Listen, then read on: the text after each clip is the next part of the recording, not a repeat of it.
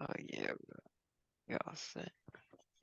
Peace, peace, peace, everyone. Dr. Bass, good to be with you again. Unfortunately, like I've already said prior to the recording, yeah, the drizzle, I really do wish that this weather doesn't mess up this one because I was really looking forward to it. But either way, we're on right now. So give us the opportunity to go through with this, Mother Nature. Please, thank you.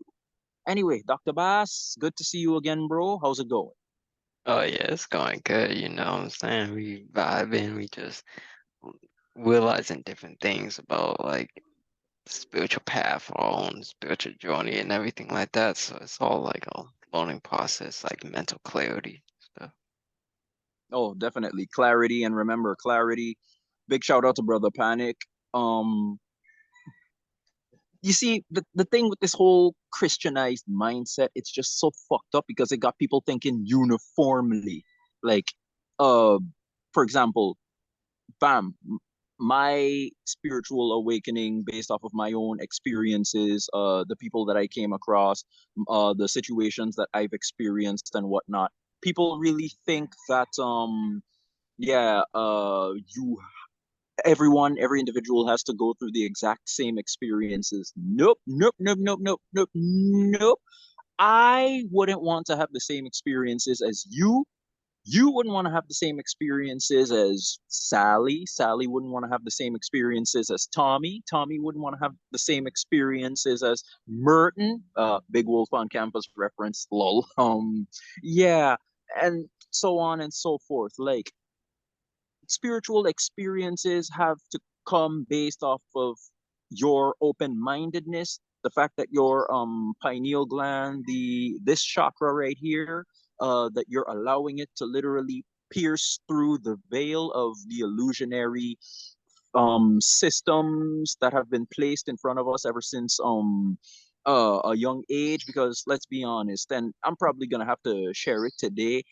Big shout out to Dr. Phil Valentine. But to finish off what Brother Panic himself said, yeah, our spiritual experiences should be different because I am not the same individual as you. We may have come from the same source, we may have emanated from the same source, but that sure as hell does not have to mean that we have to have the exact same experiences. No, au contraire, mon frère.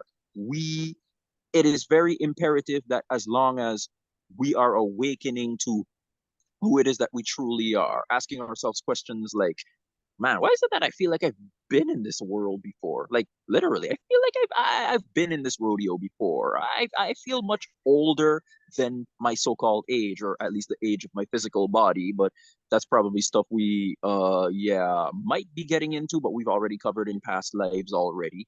Um, and big shout out to Dr. Phil Valentine, where he mentioned the system. Like, yeah, remember the Frankenstein monster, Shelley, yeah, Mary Shelley's Frankenstein? Yeah, how the doctor had to literally bring this monster alive, taking different appendages like the arms, the legs, the head, the brains, and whatnot. The church represents one thing, the government represents another thing, the schools represent one thing, the prisons, like bro, it's just such a sick, it's an absolutely sick, twisted system because when I really stop and think about it, right? In ancient times, when we ruled, when melanated rich people were the ones who ruled in this world, which really was not that long ago when you really do the research and go back in so-called history. Bro, we never had prisons. We never, and even slavery itself, well, that's probably research that everyone's gonna just have to take the time to do on their own. But even with slavery itself, we never treated others so inhumanely, so freaking lowly, like absolutely barbaric, like these non-melanated people do it. And yeah, you can take a look at their history. It shows you that these motherfuckers, the fact that they themselves are completely genetically and totally different from us. Yeah, the Bible lied to you big time, motherfuckers. We are not all the same. A cat and a dog bleed red the same, yeah, but guess what? They both hate each other for the most part. polar bears and donkeys bleed red the same, but I'm pretty sure the polar bear, once given the opportunity, he's gonna maul that donkey, and so on and so forth. Like, just because we bleed red, that don't mean shit.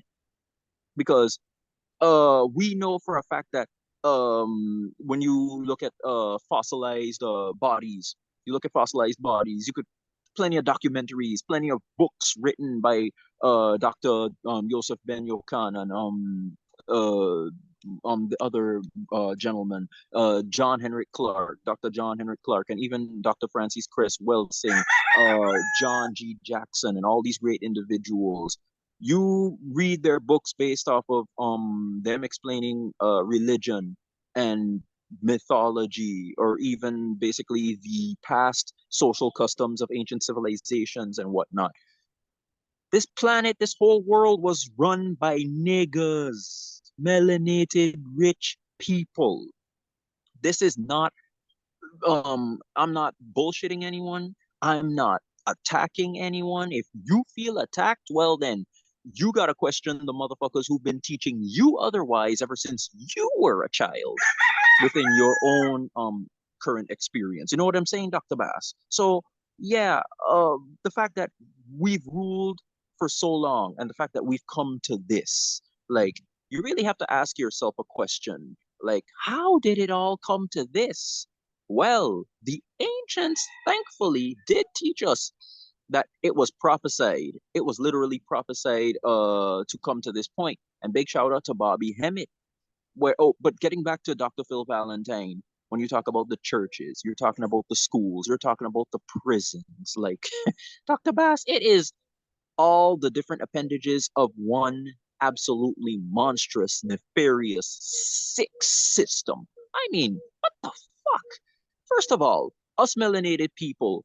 Big shout out to Young Pharaoh, who was very instrumental in my spiritual awakening since 2020 with the whole stupid 19 nonsense. Melanin vibrates naturally at such a high, rapid, chaotic um frequency that love, like universal love, is the main driving factor of melanin. So the fact that these non-melanated people display such savagery, such beastly, barbaric tendencies, like, yeah, you could easily see what the number one driving factor is. The lack of that substance right here. But yeah, even when you look at some of the Greek, so-called Greek philosophers, because we know that the Greeks themselves learned at the hands of the ancient Egyptians, aka the ancient Kamites, the Cometians, chemistry, uh and all such words, chemistry, alchemy, like, it's literally hidden in plain sight. Just like a lot of movies I've been telling you personally, Dr. Bass, some good movies that I recommend some people to watch are Dark City from 1998.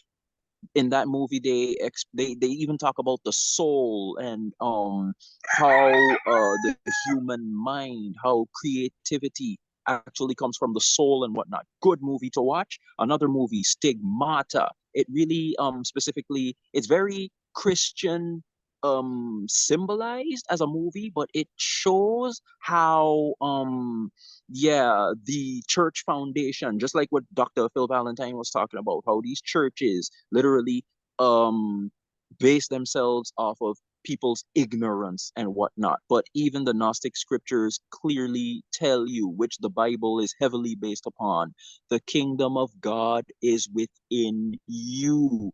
Luke chapter 17, verse 21, the kingdom of God is within you. And going back to what I was saying about melanated people naturally being spiritual, this was something that I asked myself years ago, even before I started having my own spiritual awakening. And it's very interesting because when you really stop and think about it, like what Bobby Hemmett said a time, we melanated people, when we ruled, when these people first came from wherever the fuck they came from, you can search up the Yaqub story. The Honorable Elijah Muhammad even has a book, Yaqub. I would recommend people get that book.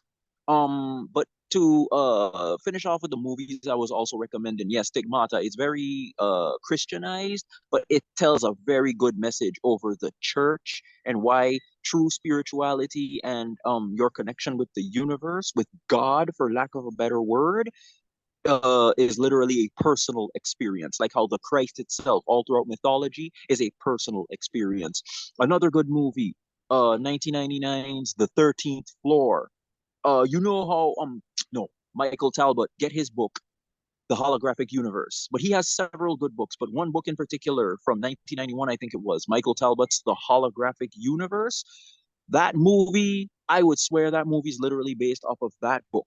Because, bro, I'm telling you, if you watch that movie, The 13th Floor, and look, the number 13, you know, like how they say Friday the 13th, bad luck and this and that. No, back in ancient times, even Gerald Massey explained in his books how yeah, get Gerald Massey's books. Gerald Massey, he's one of those few individuals who explains about how the number 13 in the ancient world, because you know the ancient world was all melanated people, how it was always a lucky number. Even Aleister Crowley in his book Liber Alve Legis, he has the numbers 418. 4 plus 1 is 5 plus 8, number 13, because it was even said that Aleister Crowley himself may have very well been a melanated being who simply reincarnated in a non-melanated body. And yes, that can happen, but those are rare circumstances that more have to deal with the experience of the individual. But yeah, the 13th Floor, a really good movie to watch. It explains the like virtual reality, and remember what they were trying with that whole Facebook metaverse garbage. Yeah, bro, I'm telling you some deep, deep, deep stuff. And another movie I have yet to watch myself, but yeah, Dogma, 1999 as well. Man, the late 1990s had some low key, really good movies that not only was I completely oblivious to their existence, but yo, Dr. Bass, they've been hiding the truth in plain sight. I'm telling you, with the cartoon shows, with the live action shows, some of the live action shows that they be airing, with movies, oh, especially movies. Dr. Bass, it makes sense to me that Hollywood, we know Holly being coming from the holly tree, being magic and spells and all that bullshit. But these motherfuckers, yes, they created a slave system, but if you really stop and think about it, because of universal law, and again, I can't recall what law it is exactly, but based off universal law, the truth was must always make itself known. So these motherfuckers have to tell us the truth, even if they're not directly telling us the truth, you know? And with a lot of these movies, that is clearly the case, Dr. Bass. When you go into these movies and you go in with a conscious mind, like you really start to question what reality is and what it's all about and whatnot, suddenly you don't watch these movies for entertainment. Like me, I cannot watch a movie for entertainment anymore, my brother. I am nitpicking what it is that these movies are fucking trying to tell me based on how I, the microcosm, relate to the macrocosm itself. But yeah, Dogma. It has Ben Affleck. Ben Affleck is in that movie. Yeah, another good movie. Yeah, and you also got Excalibur from the 1980s. I think it was. I think 1981. I think yeah, Excalibur, which tells the whole Percival and the Knights of the Round Table story. Yeah, what that movie as well. Another movie I have yet to watch. And yeah, you could basically go on Brother Panic and Bobby Hemmett's movie recommendations, as they have some videos explaining it. But even when you Google Bobby Hemmett's movie recommendations, you have a lot of these good movies that he's been recommending for years that you watch, because again, they hide the truth in plain sight, Dr. Bass. Straight up, straight up. So a simple Google research, Bobby Hemmett movie recommendations, and he even has some videos. Hey, because Bobby always, especially when he used to be doing lectures, he always only has good information to share. He's literally one of those individuals. You have to go in with an open mind, otherwise you are going to be bombarded. You're going to get shot in the heart and in the head based off of the information that he's sharing. Because just like on your channel, Dr. Bass, we are only dealing with adult spiritual stuff. We in that play school, kindergarten, nonsense. You check? We ain't on that baby food. Like we fuck that. We don't got time for that. We don't got time for that shit. And it's about time that everyone, regardless of what ethnic stock you come from, that you mature and realize that these motherfuckers who run the system, they don't care who you are based off of what you had already mentioned in past lives, Dr. Bass. They see y'all as collateral damage and they would gladly take you out as a first resort if they have to. And yeah, going back to what Dr. Phil Valentine was saying about the system, all these parts, the church, the school, the prisons, jobs, just over broke. Shout out to Ralph Smart, Infinite Waters. Yeah, they're all appendages of one fucking monster, my brother. It's a monstrous system. The Matrix movies, watch the Matrix original Matrix trilogy. Morpheus been telling Neo since the beginning, yeah, your world is not what it appears to be.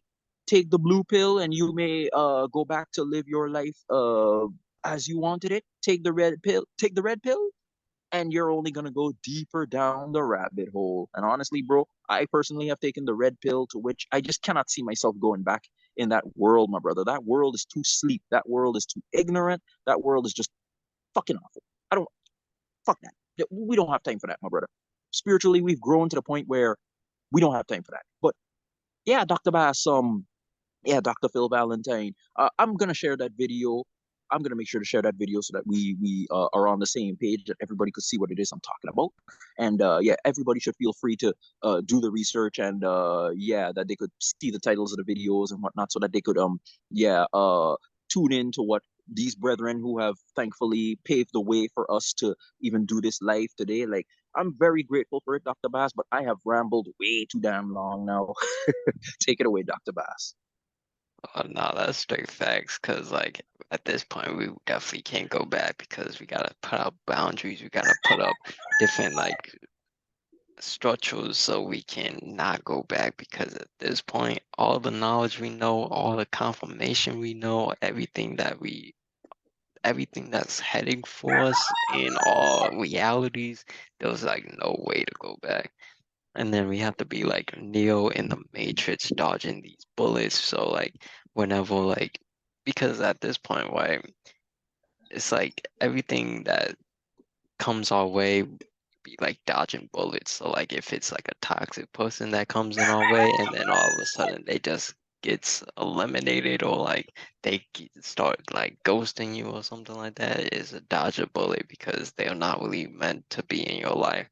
And then at this point, they be milking people in their homes and then they claiming it's suicide. So if it's like a person who comes out with the truth movie, like I know so many instances that some people made movies or some people made books and everything like that, then they would talk about too much of the truth, then all of a sudden, the they call it the people in like Men in Black and whatnot, but they went Mm, inside, mm. they mowed them, then they call it something else, like, oh, they were You having know, like a personal, yeah, yeah, yeah. no, I'm just saying, Dr. Bass, to add to that part, a good book people should get from Robert Anton Wilson, um, conspiracies, cults, and cover-ups. Everything is wait, conspiracies, cults, and cover-ups, because yeah, that's the main part of the title that I remember from that book. It's a 1998 book written by Robert Anton Wilson. Actually, it was co-written by him and another lady, but yeah, it's a very good book. In that book, they have and they explain different individuals who discovered something sinister, especially based off of the FBI, the CIA, and how the government was tied to all of it. And then these individuals would mysteriously be killed or vanish or appear to have committed suicide. Like, it all just adds perfectly. It appends perfectly to what it is that you're saying, Dr. Bass. Get that book, Robert Anton Wilson. I think everything is under control. Conspiracies, cults, and cover-ups. But for sure, conspiracies, cults, and cover-ups. Get that book because it's a very good read. Oh yeah, definitely. And then there was like a movie I saw like a couple years ago. I think it was called like Alien something, but like they were talking about like the FBI and they were talking about like the conspiracies and everything like that, and then they were taking people out and everything like that.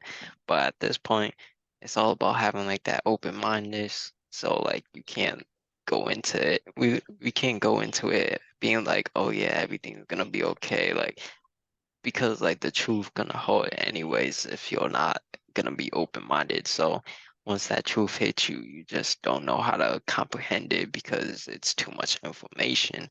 Then if it's too much information, you just deflect it and you just dismiss it. So now you're just not ready. So it's all you have to choose to be ready first internally before you can actually understand all the messages that's coming out.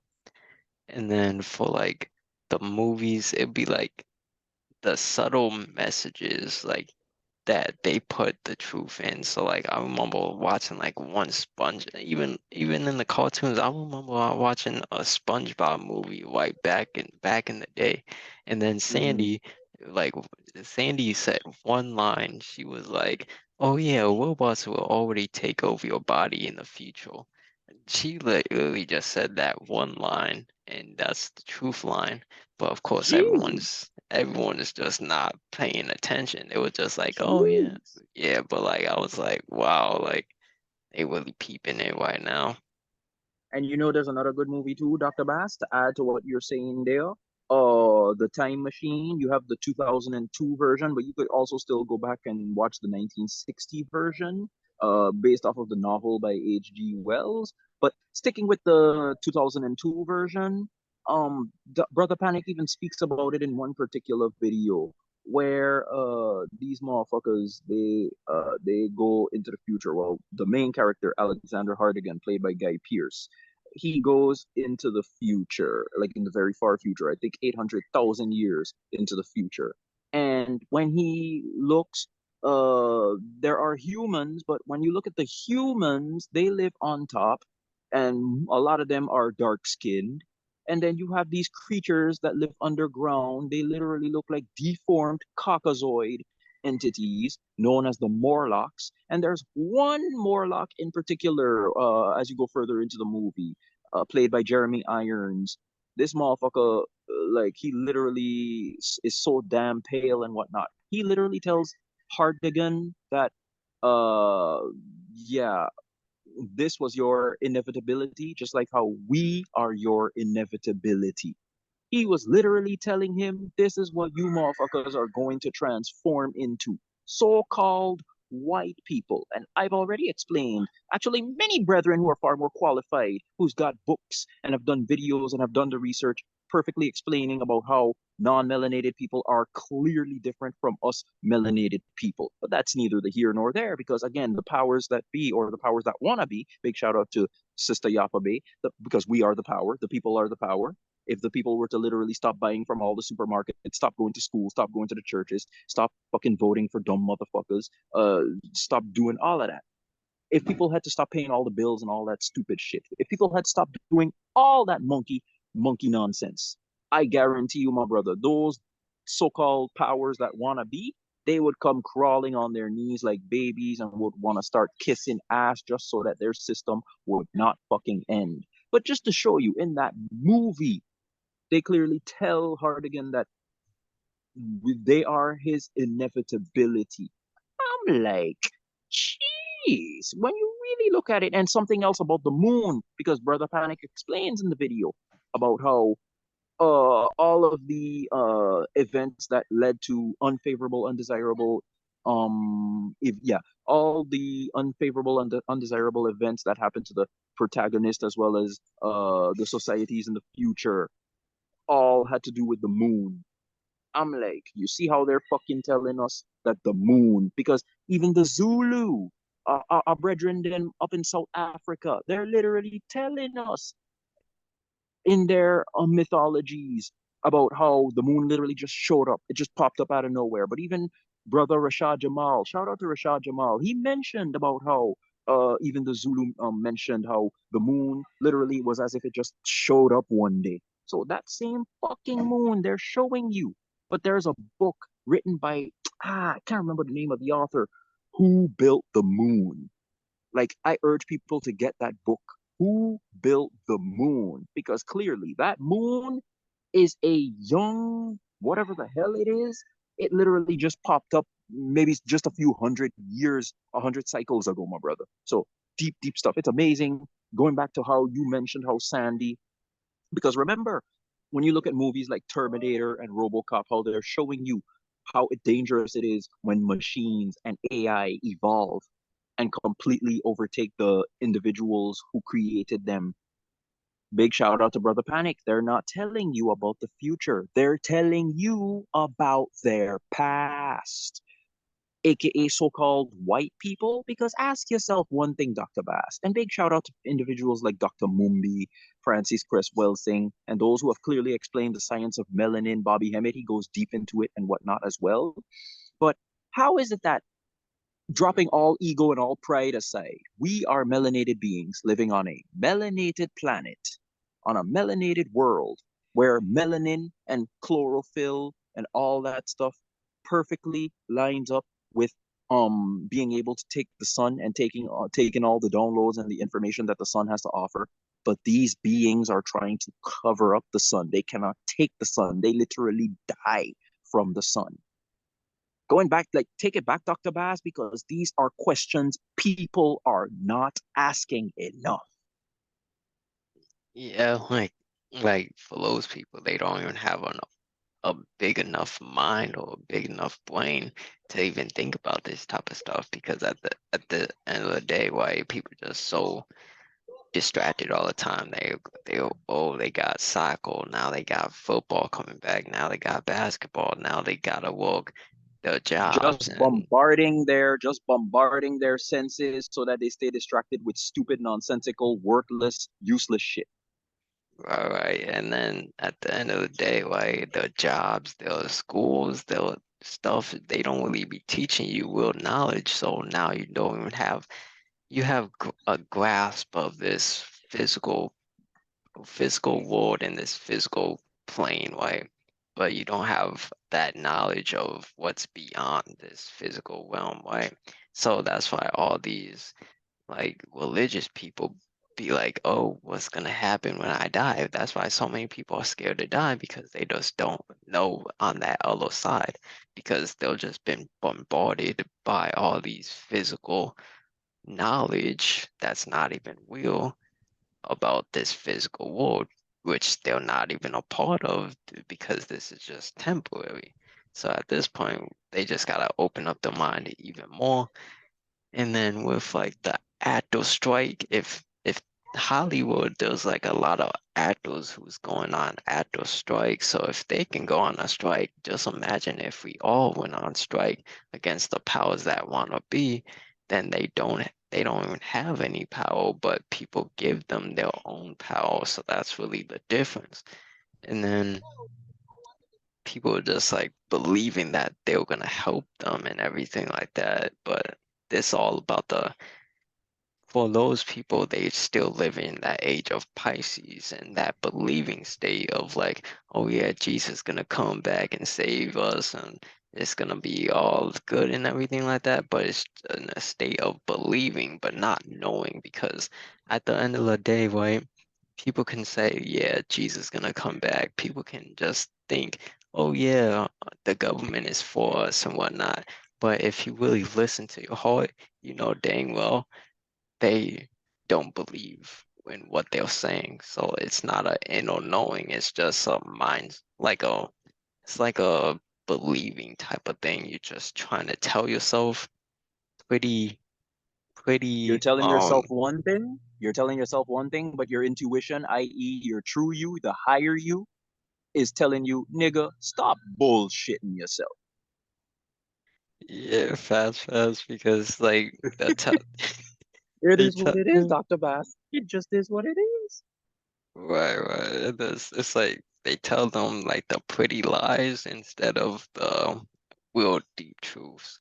Because all these movies, you just have to watch it in that conscious state. Because like if you go into it just watching it for like entertainment value, you won't pick up on those small little hints because everything is subtle. Everything is they they do it in a way where people they tell you the truth, but people won't recognize the truth. So that's how you do it. So if you go into it without being conscious, it'll just slip away your mind. But if you watch it consciously, then you can see, okay, I see what they're talking about. And then, yeah, in the 1990s, they really had a lot of bangers coming out, like not even just movies, just like cartoons and I don't And a want to big say, shout out. yeah, Yeah, but Dr. Bass, big shout out to your boy Denzel, Fallen from 1998. Thank you so much for showing me that movie. I'm probably gonna have to watch that movie again because yo, that was a really good fucking movie. And even though at the box office it really did bad, the movie in and of itself is really good, and the message within it, woo, it's a timeless message indeed, my brother. Like big shout out to Denzel's 1998 movie, Fallen. That's another movie where they hide the truth in plain sight. oh yeah, Fallen was definitely in my like top at least gotta be the top five best spiritual movies out there for me. And then yeah, I feel like in the 1990s, like yeah, they just had bangles and bangles and whatnot. And then it's all about like that personal experience and because like everyone's is unique and everyone has their own experience and everything like that. But with like the sick society and everything like that, they kind of try to trick you into believing that you should follow what they believe and everything like that. But at this point, they're GMO, they're modified beings, but you're a pure being. So it's like you see the difference, so we're just not the same. So even in that Spider-Man movie with Miles Morales, like in the movie Mm-hmm. he was saying like you know how Spider-Man always loses Uncle Ben, but like Yeah, yeah, yeah. Miles Morales was like, nah, I'm gonna save Uncle Ben. I'm gonna write my own story. I'm not gonna be like, going through like You're how not, you're everyone not gonna else be a is victim going. to fate. Right. So it just really shows you in plain sight at this point. And you know, that victim mentality, big shout out to Dr. Phil Valentine on that one. The victim mentality, we need to get out of that fucking victim mentality. That is the number one thing that I could definitely speak for melanated people. That is the number one thing that is killing motherfuckers to think that you are a victim in a world where many of you are children of the all in all, the source, the great energy from which everything emanates. Like, goodness gracious, they make you believe in something that couldn't be any further from reality. Like, isn't it amazing, Dr. Bass, how we really gotta give big shout out to these nefarious parasitic beings because man, they know how to fucking use that left brain and analytical way of thinking to get motherfuckers to create reality for them. Like instead of bashing them all the time, we should give them credit and literally exercise that part of ourselves, not to do evil, not to not to force motherfuckers to live against their will. But then again, even if Reginald Crossley himself explained in his book, The Voodoo Quantum Leap, another good book I highly recommend people to get. Even when you're talking about free will, which does exist, free will in and of itself is limited. Not that it's fake, it exists. But you only have so many choices within the domain of free will. So if you really stop and think about it, you only have option A, option B, option C. Sure, you have the choice to choose either one, but the options are very limited. But when you go into source realm, where you go to where source, the moment you elevate yourself to where source is located, then that means, geez, the universe in and of itself is a very fucking limited place. And yet it continues to expand and grow while motherfuckers decide to stay stagnant in a victim mentality, in a system that continues to cripple their own mental and spiritual faculties. I could go on, but Dr. Bass, that's just to add to what it is that you're saying. Oh yeah, definitely. It's like even with like that victim mentality, people thinking, oh yeah, I got this and I got anxiety or I got this, I got disability and they all that they blame it on other things, but they don't really fix their problems from within. They use different coping methods to try to not feel that emotion, but they still feel it with internally within themselves. So that's why throughout the whole entire years, they be like, they'll going through the same type of things. Then they be like, oh, since they didn't fix it, now they having a kid, and now they transferred it to the kid. Now the kid is going growing up acting like, oh yeah, my parents had this, so that's why I have this. But at the end of the day, they could have fixed it way before when the kid came in. So it's like people just gotta get to that nitty gritty and fix the problems from within instead of acting like it's attached to them forever. And that's pretty much it.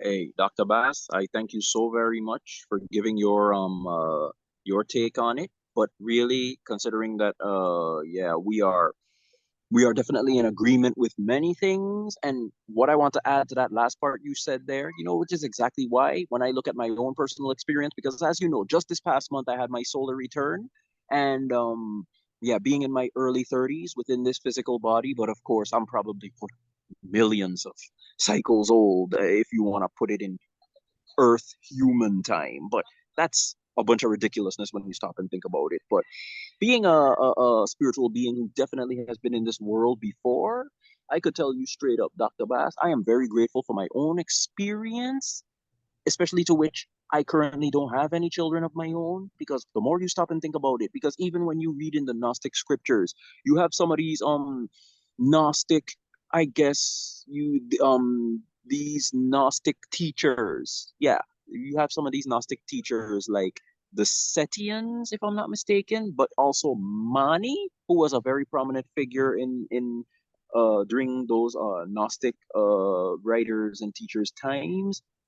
They taught, but even if you look throughout the ancient world, whether you go in ancient Kemet, in ancient Egypt, you go in ancient Greece, you go in ancient China, in ancient Japan, in ancient India, which was all melanated, mind you, but even in the ancient Americas, for want of a better term, bro, if you really look at it, right, the ancients themselves never really spoke highly, if they spoke much, about reproduction, procreation. They never really spoke about it that much, and if they did, they didn't always speak about it with high regard. Because when you look at Mani's writings as a good example, because as we know, in the Gnostic scriptures, they teach us there are three types of beings: the spiritual, the psychic, who is between spiritual and physical, and you have the purely physical, a hylic that they call it. No matter what the spiritual person does in the physical realm, just like how gold falls in mud, but it never loses its shine, but always keeps its nature, that's how the spiritual man always keeps his nature, because he is spiritual. And going back to how when we just started this live, it doesn't matter what you do in this physical realm, because you are not a physical being. You are a spiritual, multi-dimensional being having a temporary human experience. Let that resonate and sink in with everybody who would be watching this live, because our purpose is to literally make people aware of who and what that they truly are, so that they could definitely reprogram themselves. And big shout out to you, Dr. Bass. Unlearn, detach, detox, and disconnect and relearn everything that they should be doing, because especially this whole Christianity dog shit, which Gnosticism itself, Christianity came from Gnosticism. Christianity came from Gnosticism. Judaism came from Kabbalah, which definitely was taught in ancient civilizations, and Islam was taught from Sufism. Yep, yep, yep. But you could even read Walter Williams' book, The Historical Origins of Islam. But he also has a book, The Historical Origins of Christianity. If you could get both of those books, that would be very good. But essentially speaking, Dr. Bass, it is explained, going back to procreation, that procreation among the Gnostics, well, the Manichaeans at least, was permitted.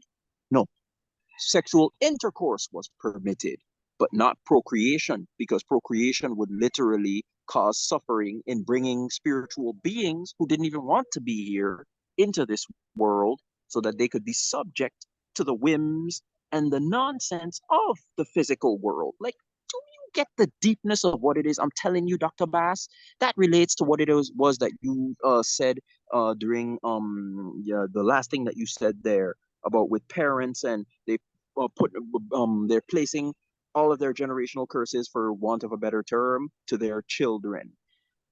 Many of these children didn't even ask to be here to begin with. They were probably somewhere in the spiritual realms having fun, and then for whatever reason, for whatever purpose, whatever reason you want to attach to it, they ended up in this physical realm because you decided to do the horizontal polka, as the Blurred Without Fear himself said. But a lot of these parents, and my bloodkin sister, my sister within the bloodline that I'm currently in, she's a teacher, Dr. Bass.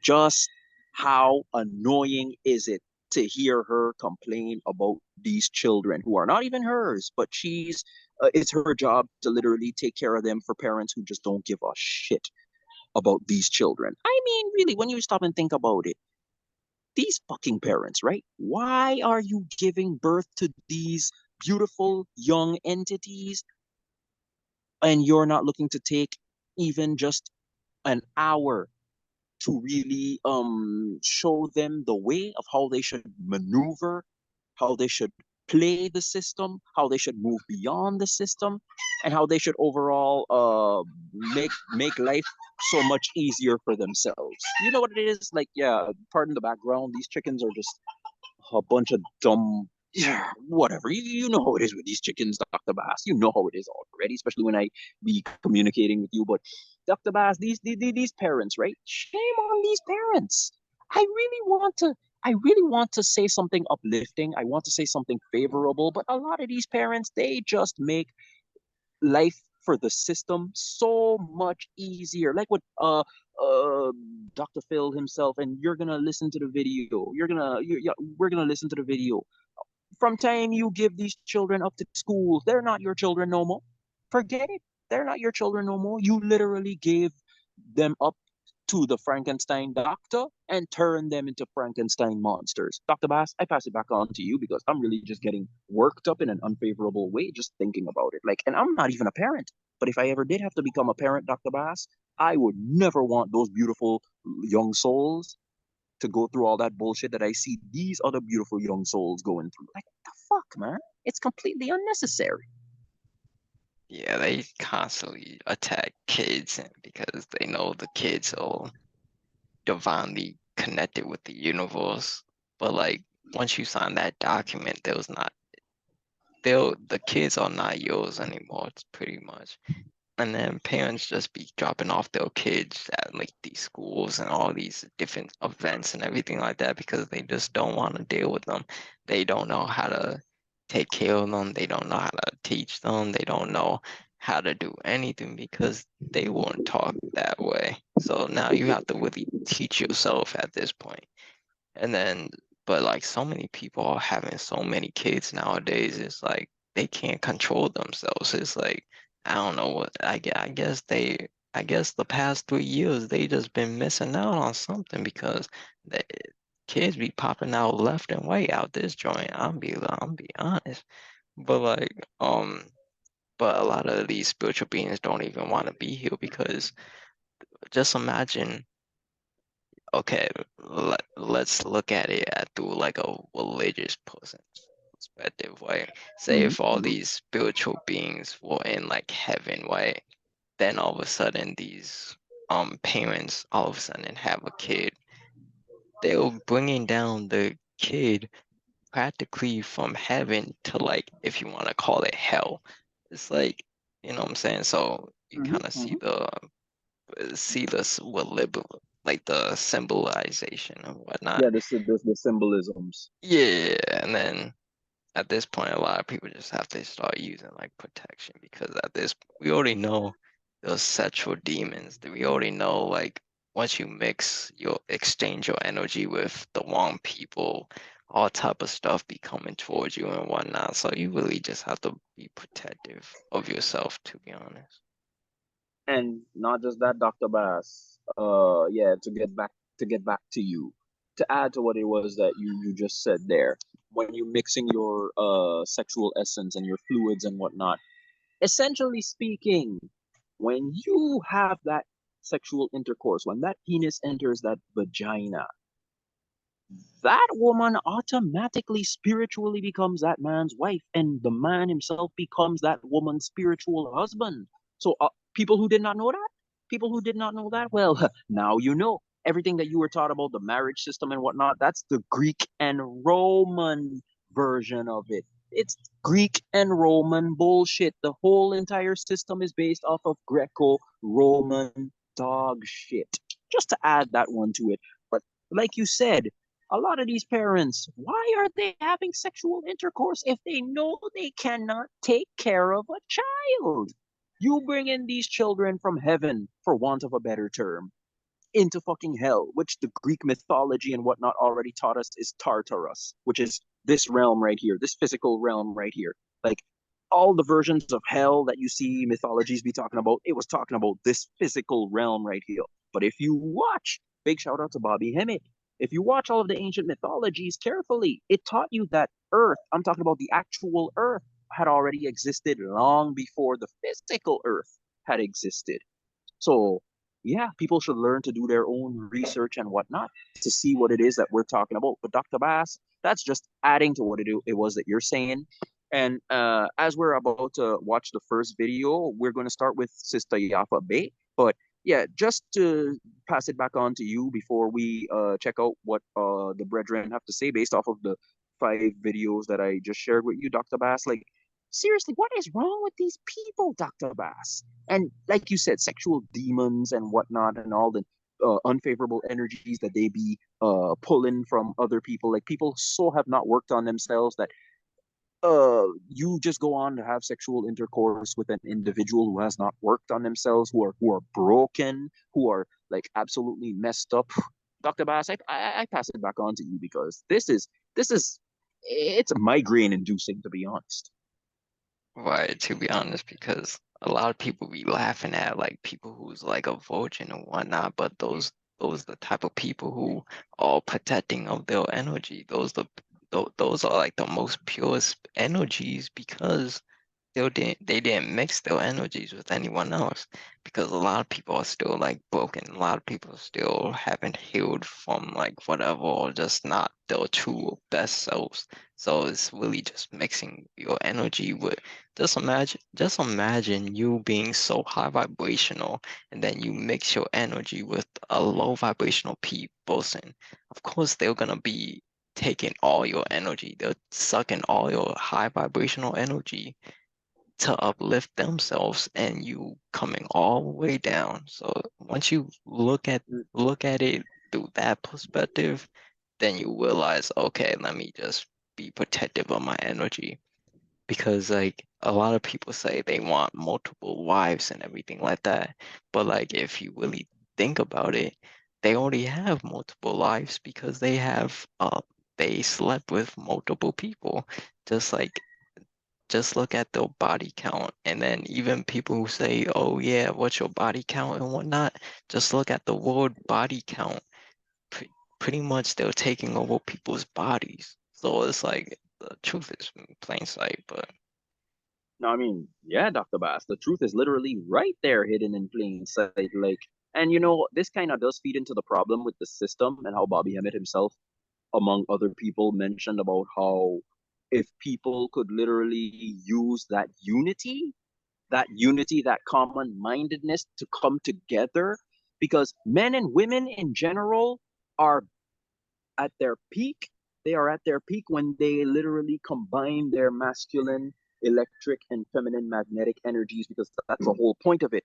It's no surprise that the governments and the systems always come up with this feminism, Me Too movement, oh, I don't need no man, oh, this and that, all that garbage. When just like shout out to Brother Panic, in the ancient world, men knew that they had their functions, women knew that they had their functions, everybody knew what their strengths and weaknesses were, and they knew that working on themselves and then eventually coming together to form that great cosmic to form that great cosmic, how can I say, unification, to bring heaven on earth, for lack of a better term, when Jesus himself said, "Thy kingdom come, thy will be done on earth as it is in heaven." How you literally, the man and a woman come together to form this perfect, harmonious union, this machine, this well-oiled machine. That is exactly what the governments are fighting against. Because imagine, Dr. Bass, if everybody had an orgasm, if everybody had an orgasm, what would be the need for fucking churches? What would be the need for fucking schools? And to add what Dr. Phil Valentine himself said, we are naturally spiritual beings, us melanated beings. We are spiritual from the start. When we go out, we take that fresh air, that literal alone time in nature. You could see that reality was created by a higher power, not by some anthropomorphic human motherfucker, because then you're just adding human flaws and human limitations on that God. I don't know if Christians and Muslims and all these other religious individuals, I don't know if they realize that, but they better come to that realization, because you cannot give a human form to something that is way beyond humans and humanity as a whole, because then you're adding human limitations, human flaws, and human nature to an entity that otherwise is naturally way above that. But either way, Dr. Bass, before I go on a tangent, all I have to say is, as we've spoken about in the past before, we need to move beyond humanity. I mean, yes, it would be good for everyone to come together, like we already spoke about, and yeah, it would be good for men and women to come together to literally forge that harmonious, perfect union. But the reality of it all is, it's only going to happen among the selected few, who were always based off of that spiritual nature that the Gnostic scriptures have already spoken about. And what more can I say? I pass it back on to you, Dr. Bass. Oh yeah, man, like that true orgasm, it's not like that fake stuff. It's like your deepest joyful state, and then that magnet and electric, once it comes together, you can't pull it away because it's just so attached to itself. But And fun fact, Bobby Hemmett himself mentioned, and I've read in several books explaining sex magic and whatnot, an orgasm is literally a tunnel, a portal, and a gateway to the realm of the great ones, aka the gods and the great chaos beings.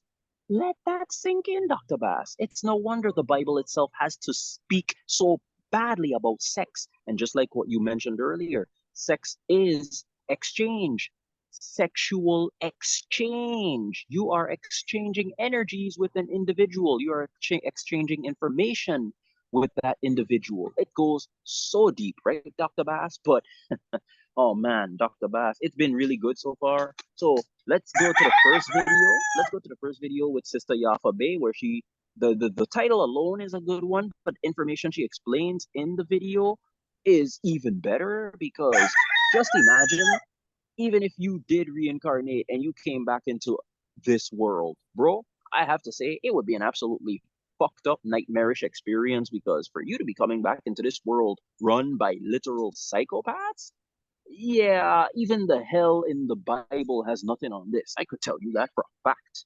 Jeez. yeah, that's why all these spiritual beings don't want to come back down here. Bobby Hemmett himself mentioned it in one of the videos, because think about it. An orgasm through sex, you could have an orgasm. But an orgasm itself is literally the doorway, as we already explained, to the higher spiritual realms. And if you really stop and think about it, a lot of the greater, higher spiritual beings operating on that high vibration, they're not fucking coming back into this realm. For what? Yeah, definitely.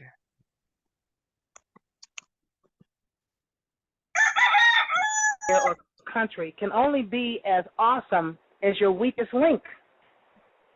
And this country has yet, or corporation calling itself one, has yet to figure that out. They're so busy on this divide and keep everybody divided that you got the Jewish townships over here, and the Germans are over here. This is the United States I'm talking about. And the Russians are over here, and the gays are over here, and the Mexicans that used to be over here seem to be now everywhere. And then you got the blacks that used to be kind of everywhere that are now only over here. And you got the Koreans over here, and here's little Chinatown, and look, here's the Japanese are here. It's becoming this little segment of a bunch of divided to be conquered people. You know what I'm saying? And most of these divided to be conquered people, all of them are looking down their noses at the melanin-rich people whose house this is, that y'all all found here, that they all found here. You know what I'm saying? So while they tripping on us, we could be doing what some of these other countries are doing. But, you know, I'm saying all this about a brother that's being lied on. He's being set up. And this whole arrest warrant they're putting out for this brother, y'all need to do more research into Gaddafi. He was trying to set up the United States of Africa.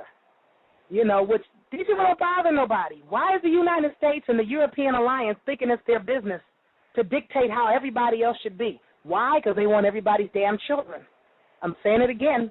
They're after the children, and I don't care what color the children are. They are after everyone's children. Pause it there quick, Dr. Bass. That's all. Now, man, you see, you heard that bullshit, Dr. Bass. You heard that? You heard that fucking shit? What we've been talking about before. And honestly, yo, sorry, I mean, rest in peace to Muammar Gaddafi, because he definitely had a very good intention.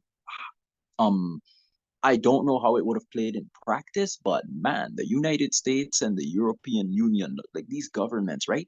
It's no wonder, thankfully, that these powers that want to be there, their rule is finally coming to an end. And this is exactly why, based off of Dr. Phil Valentine himself been saying for cycles now, people should just let the fucking system die. Let it die. Let this monster die.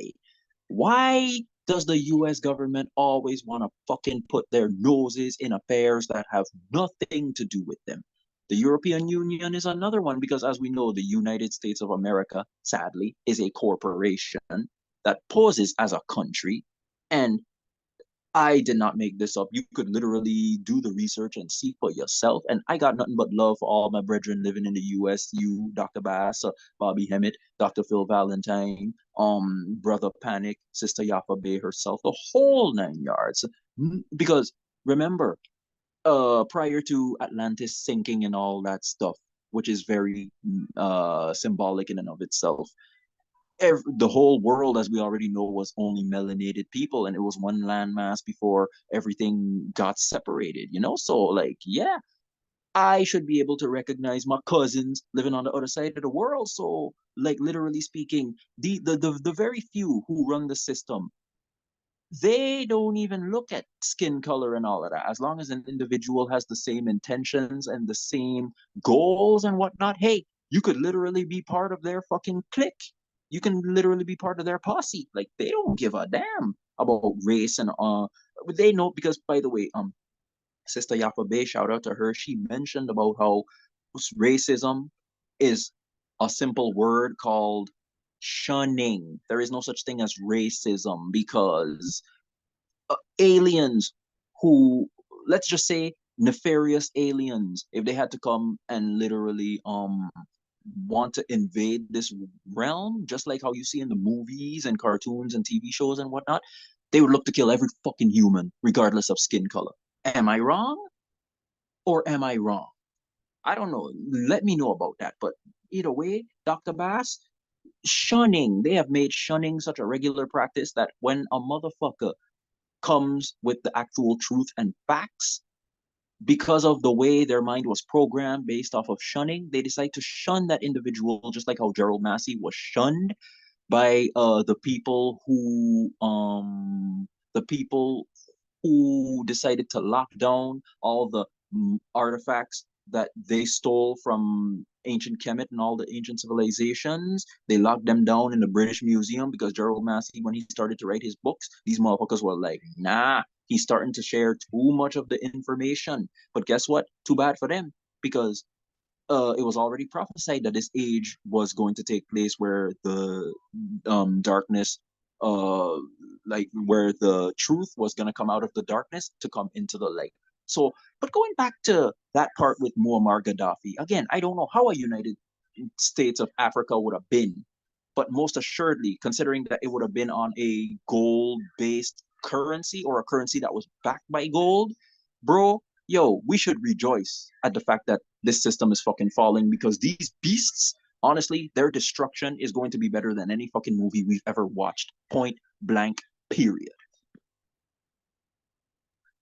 Oh yeah, definitely. Because like even she was saying like they're after the kids and everything like that, and then pretty much they be shunning people so much and crucifying them. So pretty much we're like the Jesus characters at this point. But we already know what they're trying to do with crucifying people and shunning people when they come out with the truth. And they trying to tone people on them, and then they try to create these narratives, and then people believe in these narratives. So because they don't have their own mind, because they'll other people are governing their own mind. So at this point, a lot of people just not using their mind or brain or anything like that at this point. And you know something, Dr. Bass? Just like what Sister Yafabe, she mentioned it in a video. She mentioned it in a video, and I have to say it out loud for those who do not fall within this specific category. Hey, big shout out to you. But the more and more I stop and look at so-called white people, so-called Caucasian people. These motherfuckers are really not smart. These motherfuckers are really not that smart, Dr. Bass. Because how is it that these motherfuckers are using the same problem reaction solution system over and over and over? And it's especially these non-melanated people who keep falling for the same dog shit. And when a melanated person who knows what's going on comes out and speaks out against this, they're like, oh, you damn nigger, and this and that, like this and that. I mean, these dumb motherfuckers, right? And again, when you look at individuals like Jeffrey Darty, who is a so-called white man, big shout out to him because he himself used to be a pastor or a minister. He was essentially in Christianity for many, many, many cycles before he had his own personal revelation, realizing that yeah, Jesus is not the fucking answer. Jeffrey Darty, a so-called white man. Big shout out to Jeffrey Darty. He has a channel on YouTube. I can't remember because YouTube kept taking down his channels. So, but either way, yeah, Jeffrey Darty, he's a good one, and he's a so-called white man. But he's been saying the same fucking thing that a lot of our conscious melanated brethren be saying. Jesus is not the answer. If this bitch is the answer, then clearly he failed at his fucking job because the world is still going through bullshit. Humanity is still going through bullshit. Nature itself will definitely take the necessary course to purge herself and cleanse herself of all the nonsense. We already know that. But humanity in and of itself, Jesus, if that's the case, then he failed at his job. Muhammad failed at his job. Oh, who else? The so-called Messiah within Judaism failed at their fucking jobs. And before you say ancient Egypt, this ancient Egypt, that ancient Egypt, as well as all the ancient melanated civilizations, they taught you that you are the Christ. The Christ energy is within you. The Kundalini energy has to rise up to the apple, being the pineal gland. It has to rise to the fruit. The twin serpents have to rise in perfect unison. Electric masculinity and feminine magnetism have to perfectly unite in order to create that union. Give the child, yeah, Tehiru, uh, yeah, Tehiru, so that the energies could perfectly come together, could align together. But bam, Jeffrey Darty is a so-called white man. He's been explaining this shit. Like, how in the world could so-called non-melanated people continue to fall for the same bullshit of problem reaction solution over and over and over again? Like, Dr. Bass, I pass it back on to you, and let's go back to Sister Yafa Bay because, hey, it doesn't matter what so-called ethnic stock or race that you come from, but remember, reality is not a race. It's a marathon. It's how far you can run, not how fast you can run. It's how far you push yourself. And yeah, Dr. Bass, it doesn't matter what ethnic stock or whatnot you are, because any individual can have that spiritual revelation. But yeah, the majority, hey, like what all ancient scriptures and even history itself teaches us, the majority were just destined to be fucked, for want of a better term.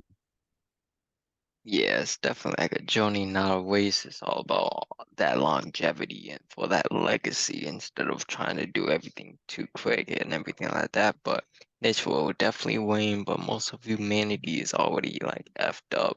That's why they say like that's why they say like 144,000 chosen ones out of billions of people.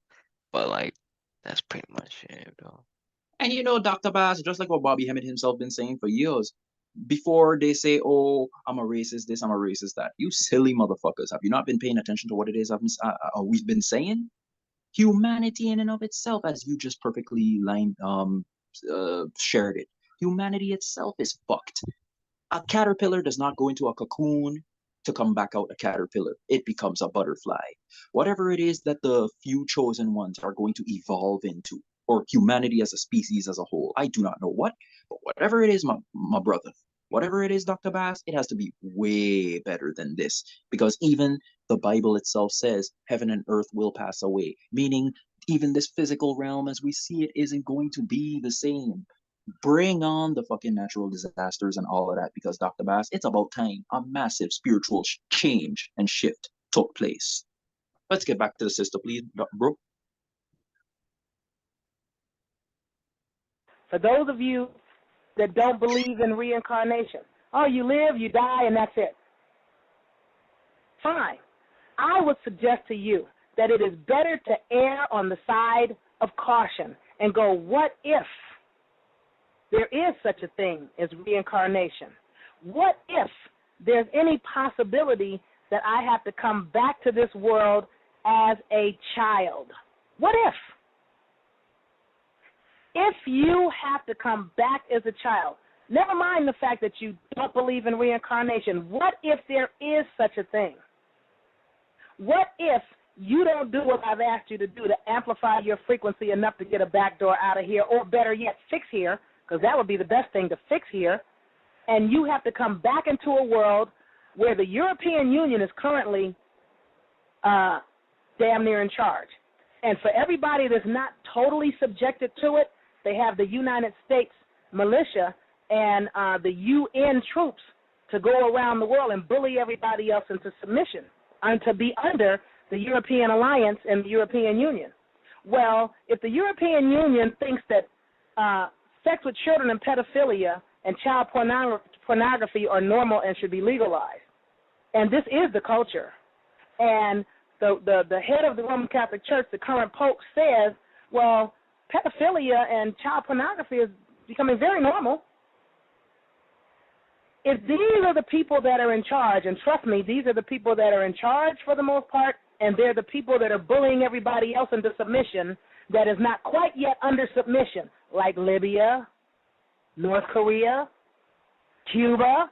The people that are not totally in submission, they're trying to beat them in submission. And they're going to do that by misinforming the masses about who these people are and what the deal is. But it's like, oh, no, there will be nobody out here that's not under our thumb because we want access to everybody's child and everybody's buttholes because that's what they're about. But if that is the case, don't you think that it would be better to try to fix this planet just in case you have to come back here? And there is such a thing as reincarnation. And I guarantee if you reincarnate, you're coming back as a child into a world that thinks it's okay to have sex with children, even 1 day old, 2 days old, 3 days old, excuse me? Or maybe worse, you'll come back as an animal in a world where you have people in charge that think it's okay to have sex with animals, American Dad, for example, or I'm getting my shows mixed up, Family Guy. Either way, if you come back as an animal, or if you come back as a child, if you're coming back here with the people that are in charge of here right now, you are going to be in trouble. I don't give a damn what color you think you are or what color you think you're coming back to. You might come back to a mother that's a great mother who might wind up dead in childbirth. And off you go into the foster care system, or off you go being adopted by gosh only knows who. And a lot of these people that think this is okay, these are the people that are currently running around snatching children out of Haiti, snatching children from all over the United States. and everybody's on some whole, we don't care, people are just black. No, you better care. Because a lot of people have a particular preference. Well, I only like them blonde-haired and blue-eyed. I only want little blonde-haired boys. Don't bring them to me over 3. Don't bring them to me over 7. People better look and see whose children are missing. There are a ton of children missing, and they are falling from across the rainbow divide. And I'm all on some whole other stuff, and I'm going to stop there so I can give you guys the spiritual stuff, because I'm ranting and raving, not because I didn't know. I did know. I've been telling y'all for the longest that these people were like this. And like I said, we are in trouble because of the people whose parents ran away and their children didn't keep the torch going. They're so busy on some we white shit that they done lost the damn point, missed the damn boat, and now we're all in trouble because people are white. Well, having said all that, as I said before, everybody's suffering now, and children are coming up missing and being turned out all over the planet by people that are crazy. And these are the people at the top. And these are these Tea Party people, too. I'm going to call them what they are. These are the same people that have always pushed the United States must be destroyed agenda because she's too powerful. So, having said that, I'm done. I'm only talking about it because I was shocked to know that the people not only partake in the behavior, and I've exposed it time and time again as the behavior and the culture. I'm stunned that they actually have the nerve to say so and put it out there for the whole world to see. And not only that, where the hell was ABC, NBC, CBS, Fox? What's up? I got a problem here. You know where they were? They were doing what they're supposed to do because they're being run by these very people. And they ain't going to say nothing other than what they're supposed to say. So if you want the real truth, you got to find it on the Internet, and they're trying to get control of the Internet. Now, Well, Dr. Bass, I really don't think I have anything to say. Like, you just take it away, brother. Just take it away because, yeah, she just pretty much, like, give the people a rundown of everything that she just mentioned there because, yo, she was on point. And especially where she mentioned the mainstream media, lamestream media. These motherfuckers are doing exactly what they're supposed to do. Say what they want people to hear, not what people have to be hearing. Take it away, Dr. Bass. Why even not only just with like the news outlets and everything like that, but all these celebrities, anyone who has like a big platform and everything like that, like best believe they don't just give away their big platforms just to anybody who's just gonna be telling the truth and waking people up because they're gonna wake up the masses. Because if for those people who have a big following or like a big influence, they definitely gonna be controlled. They can't come out with the truth. If they do, then their family members, their friends might come up missing. Their children, their like sacrifices and all that other stuff be happening. And even in the video, how she was saying they misinform and just jam in people with lies to control them. Guess what's happened? This has been going on for centuries nowadays, and even nowadays in school, they just be jamming you with misinformation. So at this point, you just have to fix yourself, fix this place. So, and yeah, And pretty much. I couldn't have worded it better than you already did, Dr. Bass. But you want to know something else too? Remember, she mentioned Libya, North Korea, Cuba. These are all countries that do not have a Rothschild-based central bank. That's the exact very same reason why these motherfuckers go everywhere trying to bully everyone because they want to set up that system where they could collapse the entire currency system and usher in that new world order, one world government currency network where they could control motherfuckers just like how China's been doing it for years now, for cycles now already. Like these people are so sick and twisted. And just shout out to Sister Yafa Bay on that one. She's another individual I recommend people listen to her. podcasts and her lives because, well, definitely podcasts for sure, because a lot of these videos, like I already mentioned, they're old. And even when you go like in Brother Panic's YouTube channel, a lot of some of the best stuff he has is from more than 7 years ago, 7 cycles ago and whatnot. So these brethren been saying this stuff for so long, but goodness gracious, the masses are just not awakening as they should be, Dr. Bass. But either way, these people go everywhere around the world bullying people into submission. But I would just, oh man, Dr. Bass, like I said, the destruction of these individuals, right? I'm telling you, the earthquakes, the tsunamis, the hurricanes and whatnot, yo, they gotta be turned up. And they especially have to hit the headquarters and the main locations of where these motherfuckers are located because Dr. Bass, right about now, I am just getting tired of having to wake back up, or rather having to come back into a world that is being run by these psychopaths and these absolutely appalling, vomit-inducing pieces of shit. Like, take it back, Dr. Bass. Take it back, Dr. Bass. Oh yeah, like these natural disasters, solar flares, just like everything Oh, that's the been. solar flares. The solar flares. Gotta turn it up. Gotta roast and cook and burn these motherfuckers. Yeah, that's straight facts, man. Straight facts. Um, yeah, while we're on that topic, Dr. Bass, let's go to Bobby's video where he is answering the question, can the people be saved?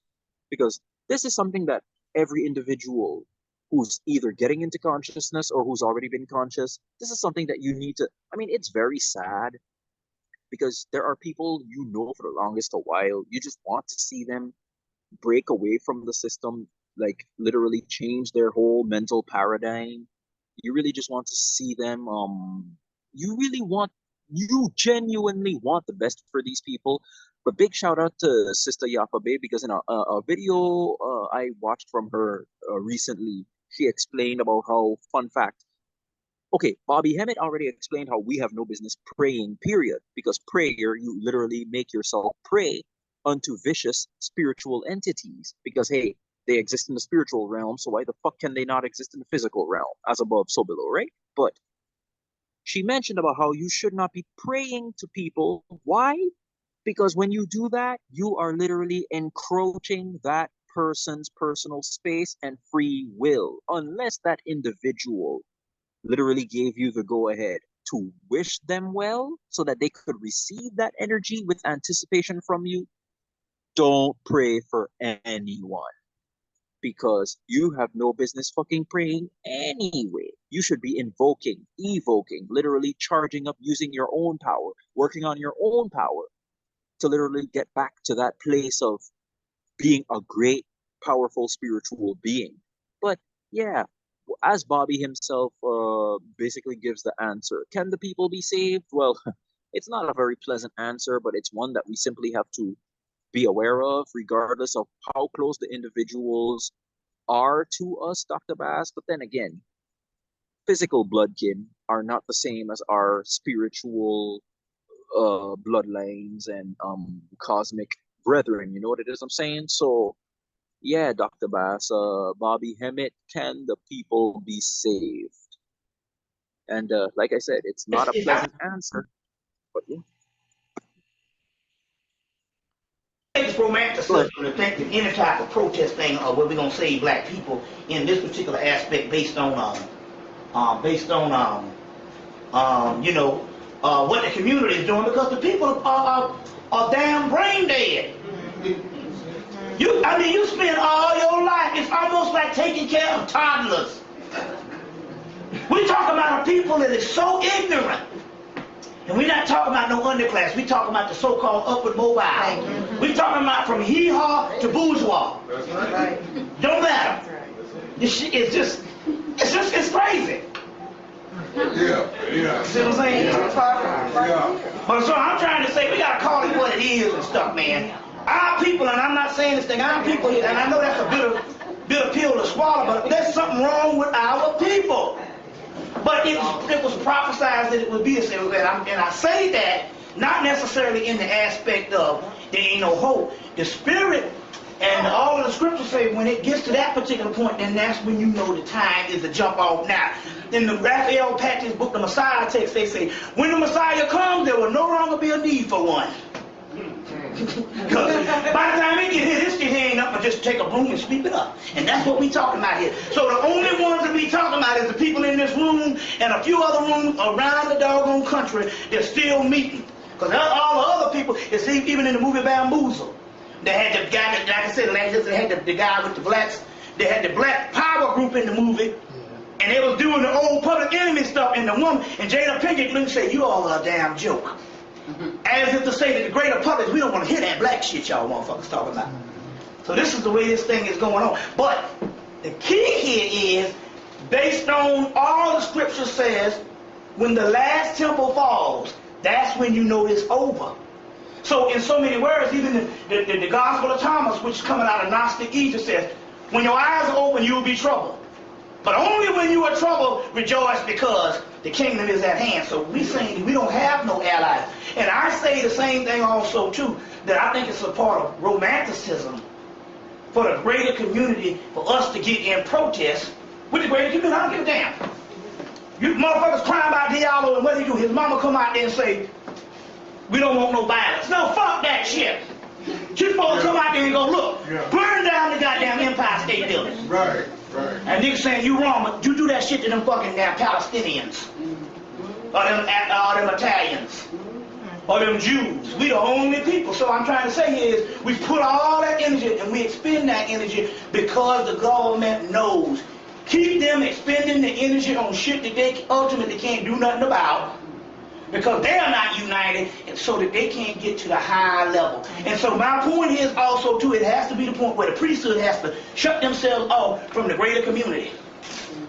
Because the greater community is called a goyim, which means it's nothing. And if you focus on that, it's only a form of illusion. So you are neglecting what the priest supposed to be doing. The priest in Kemet wasn't worried about some motherfucker up in some field or some rice field or some reed field and shit where they had a squabble. He got better shit to worry about. And that's the thing. I think I understand that our consciousness was birthed out of protests from the 60s. You see what I'm saying? And we kept that model, but we don't understand that model is outmoded because the white boy don't operate on that model. And they say whatever keeps going, don't never break tradition. Don't never break away from the game. Keep the game going. That shit gonna be going on all the time. But so the conscious community, they keep focusing and they keep being locked into the same shit. And the only thing the white boy gotta do is say, well, I don't know, I'm getting a little scared, so let's produce something to rile these niggas up, either to monitor where their minds are, or either to shut down a certain amount of doggone energy. Every time I hear some old nigga, especially some nigga on some high-powered job getting their ass stuck, I just be so happy. Man, I just be so doggone happy. I say, good. Good, because you know you niggas ain't gonna do shit no way. That's what you know what I'm saying? So what? You can run out and buy some more shit at the damn mall?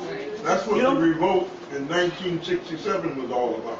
Mm-hmm. It was to monitor the conscious level. It's always that way. That's the same thing about the movie Baby Boy. They give you Boys in the Hood. 10 years later, 1991, they give you Boys in the Hood. 2000 when they give you Baby Boy. So not only is he still in the damn hood, he's a fucking baby. Riding a fucking bicycle. They got a motherfucker on the billboards on the goddamn bicycle. And that's some shit. Including your boy, you know, and what's the name of the, is it just him on the bicycle or some other niggas on the bicycle? But remember, 10 years ago, the other motherfucker had a pacifier in his mouth. Remember that old Boys in the Hood? 10 years before that, the motherfucker had a pacifier in his goddamn mouth. That's right. You're right. See? Then you understand how them niggas get them shits. Those movie roles. You see, what's that? Well, Dr. Bass, Bobby Hemmett, the spiritual assassin, he nails it again. And, well, like I said, I personally really don't have much to say. I mean, let's be honest, Dr. Bass. We could only speak for those who look like us in the physical realm. And man, Dr. Bass, are melanated people, a majority of them. And like what Bobby Hemmett said, we're not even talking about the lower class ones. We're talking about the middle class to even the upper class ones. They are just straight up fucked in their minds, Dr. Bass. They are just fucked in their minds. There is nothing we could do for these motherfuckers except what they would allow themselves to grow, to elevate mentally, to literally come with an open mind, to literally allow their reality to change in order to realize that they themselves are a microcosm of the macrocosm and all that good stuff. But Dr. Bass, yo, there ain't nothing that we could do for these motherfuckers. Absolutely not a goddamn thing we could do for people who look like us. And majority of them, they don't give a shit about that. But that's okay because it was already prophesied in many ancient scriptures. It was already prophesied that it would come to this. And actually, it said that when it comes to this, you should rejoice because then you know the end is nigh. Because even if the damn Bible, which has been re-edited, reinterpolated, that has been like just jumbled up and jacked up so many times over, rewritten so many times over, and the mistranslations, don't even get me started on that. If the fucking Bible itself says that heaven and earth will pass away, well then, what the fuck does that tell you? But like I said, I don't got much to say, Dr. Bass. Like, give the people a rundown based off of everything Bobby said from majority of melanated people, because again, we could probably say the same for everyone else of every ethnic stock, but we're speaking specifically about melanated people. Just fucked in the mind, my brother. Like, I expect melanated people, for most melanated people, it is sad to say, I expect anywhere I go for these motherfuckers to do some stupid shit because that's just how. But you know, but for real, Dr. Bass, remember, the brain in and of itself is the machine that keeps us hooked to the system, that keeps us hooked to the hallucinogenic, illusionary reality. So if you really stop and think about it, it's not a bad thing because then we could really move past the brain and allow the spiritual faculties to really start manifesting. But that's a topic for a different conversation. Take it away, Dr. Bass.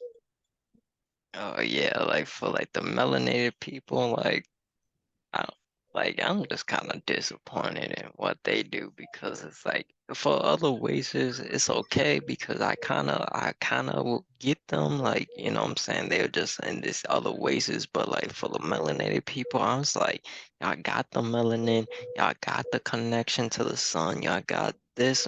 It's like, I don't know, it's like a lot of people just have that child like mindset and just child mind. They're literally children in adult bodies. So we're practically dealing with kids. Like, even though we're young, we still deal with kids like every single day. Like, even if they're older than us, we still have to deal with their childlike mindset. Because at this point, you can't wake up everyone because it's pretty much their own path and whatnot. I mean, hey, Dr. Bass, at this point, it's really nothing to worry about because we can already see the signs of the times that we're in. And honestly, we should rejoice. We should rejoice indeed for the mere simple fact that, yeah, this whole system and the world as we've known it for so long now is finally coming to an end. It's literally shifting right before us. And even these motherfuckers know that there's nothing they can do. They're only trying to prolong the inevitable at this point. Like, really, that's all it is, Dr. Bass. They are just prolonging the inevitable. And honestly, like I said, their destruction is going to be more beautiful than any happy ending we've seen in pretty much any movie we've watched over the last, 15 to 20 years. Like, it's just amazing. Uh, we, we, we would just have to leave it up to the imagination of what it is that's going to befall these entities who run this system because, bro, they are so going to get it right. But as for the majority of the people, hey, as they're called, goyim, as in literally, these are individuals. All they do is eat, shit, sleep, work, repeat. Eat shit, sleep, work, repeat. Eat shit, sleep, work, repeat. Goodness gracious. We've already spoken about this in past lives, Dr. Bass. I would rather not come back to this world at all than having to come back in a world where I constantly have to do that alone. Mind you, having to come into a world where I'm in fear or I'm in major concern to get raped by any of these fucking animal fucking children eating, child sacrificing, nefarious, incarnate evil motherfuckers. Like that's that's literally just the small stuff. Shockingly, that's the small stuff. But having to go through the same robotic, pattern based type of lifestyle over and over, fuck that. I'd rather not come back to this fucking world, period. But um luckily for us, individuals like Dr. Phil Valentine and Brother Panic, Bobby Hemmett, Sister Yafa Bay, Dr. Mumbi, Real Merkaba, Thai Spiritual, Foster eBay, these are individuals who definitely show us, help us. They allow Source to help us to see a new paradigm, to literally tap back into how ancient masters viewed the world. Because remember, Bobby Hemmett himself said this is why the spiritual masters and sages and the oracles and the teachers they have to separate themselves from the grander masses, because the masses are like sheep ready for the slaughter, bro. It's sad, but it's true. You have to say it for what it is. However, one particular thing people need to fucking get their minds like straightened on is karma in particular. Oh, about you do this and that, you do this and that, and you're gonna come back to this world. Okay, but what about the individuals who have done so much evil, but still did not come back into this fucking world anyway? Like, ever thought of that one? Brother Panic, write in the video that says karma, good versus evil, cause and effect. Definitely, bro, this is all lining up perfectly with what it is that yeah, we are growing into, everything that we've been talking about so far. I mean, these are things people have to be aware of, like for real, even we ourselves need to get it.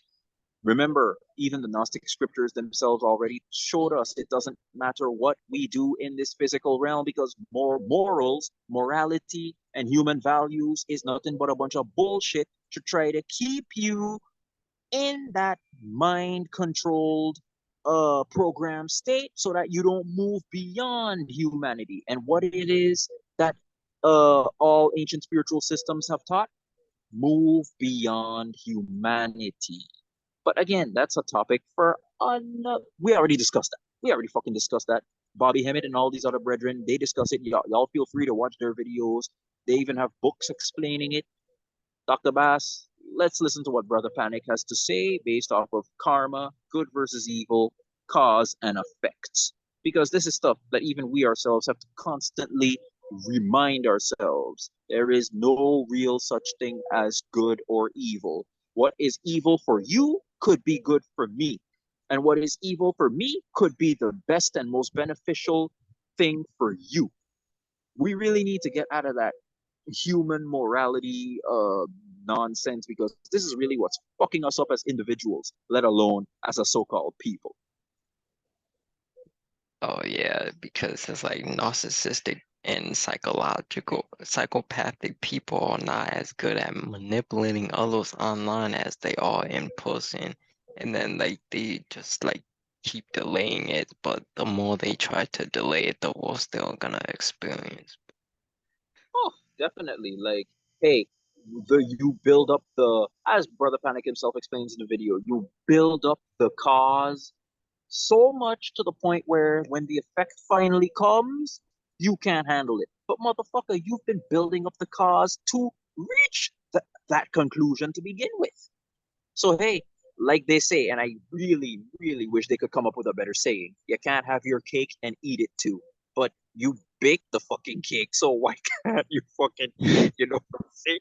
Like I swear, English is such a fucked up language, right, bro? And before you start the video, bro, people need to be aware that this English language, because you had Old English, you had Middle English. Dick Gregory explained perfectly how the Willie Lynch letters was created by the CIA, because so-called white people back in the day who were speaking English, they were fucking speaking Middle English. So ain't no fucking way they're speaking modern English and using modern terms that are even based off of shunning or the putting down of another ethnic stock, another so-called race of people. That's literally CIA propaganda, the Willie Lynch letters. Yes, read the Willie Lynch letters, but look at the English they're speaking within those documents. That is modern English. The CIA made that shit. Big shout out to Dick Gregory. May he rest in power wherever he is. Motherfuckers were speaking Middle English in the 15th and 16th century, around the same time that the fucking Bible was written. Heck, many people today still can't even really fully comprehend what Middle English is. Don't even get me started about Old English, bro, because, yo, the English language as a whole, as we speak it today, is so fucked up. Even real Merkaba himself and many other people, but even Sister Yapabe mentioned it. The English language, you have to know how to speak it. In fact, so much so, Dr. Bass, that a lot of words that people be using, a lot of phrases, we're just going to have to cut them off from our vocabulary entirely because it's just that fucked up of a language. Because, like I said, you got to know how to speak it. It's not that you shouldn't speak it, but you should know how to speak it. That's it for my rant on that one. Bring on, Brother Panic, Dr. Bass. Means cause and effect.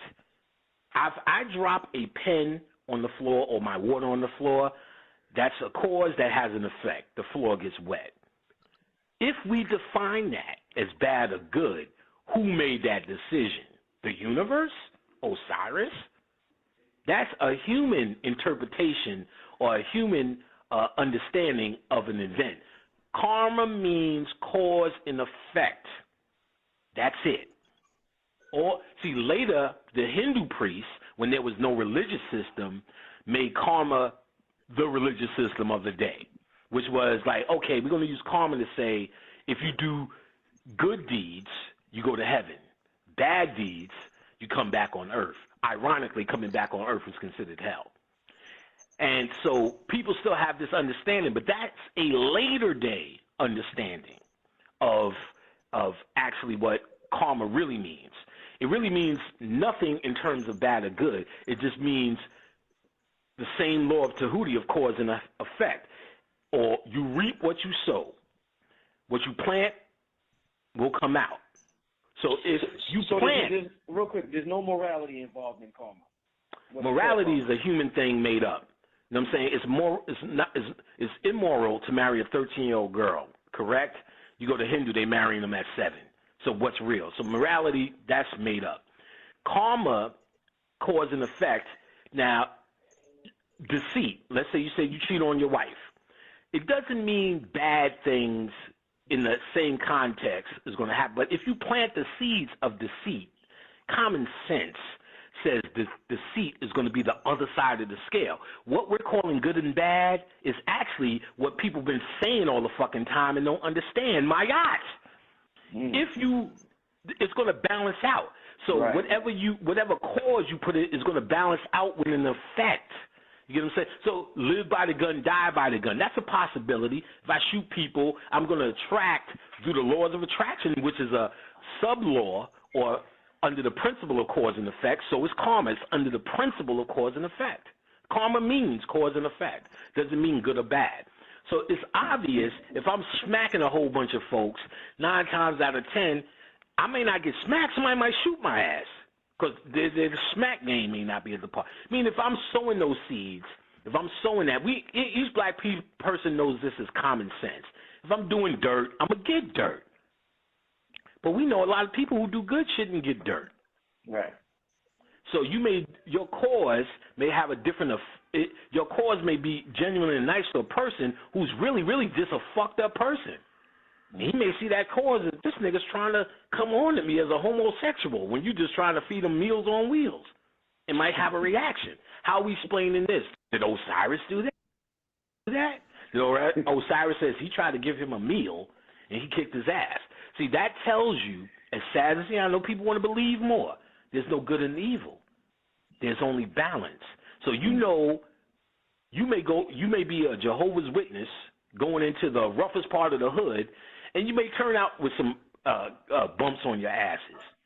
That's cause and effect still. Has done, but your intentions was good, let's just say, at least in your mind. Because technically, you come in with a Bible is bad for us. So we could go on all day with good and bad. That tells you good and bad is an interpretation. For instance, here's the example I give in my class. You walk up on me, I'm beating an old lady's ass. Bad. Oh, my God. His karma, Osiris is going to get him.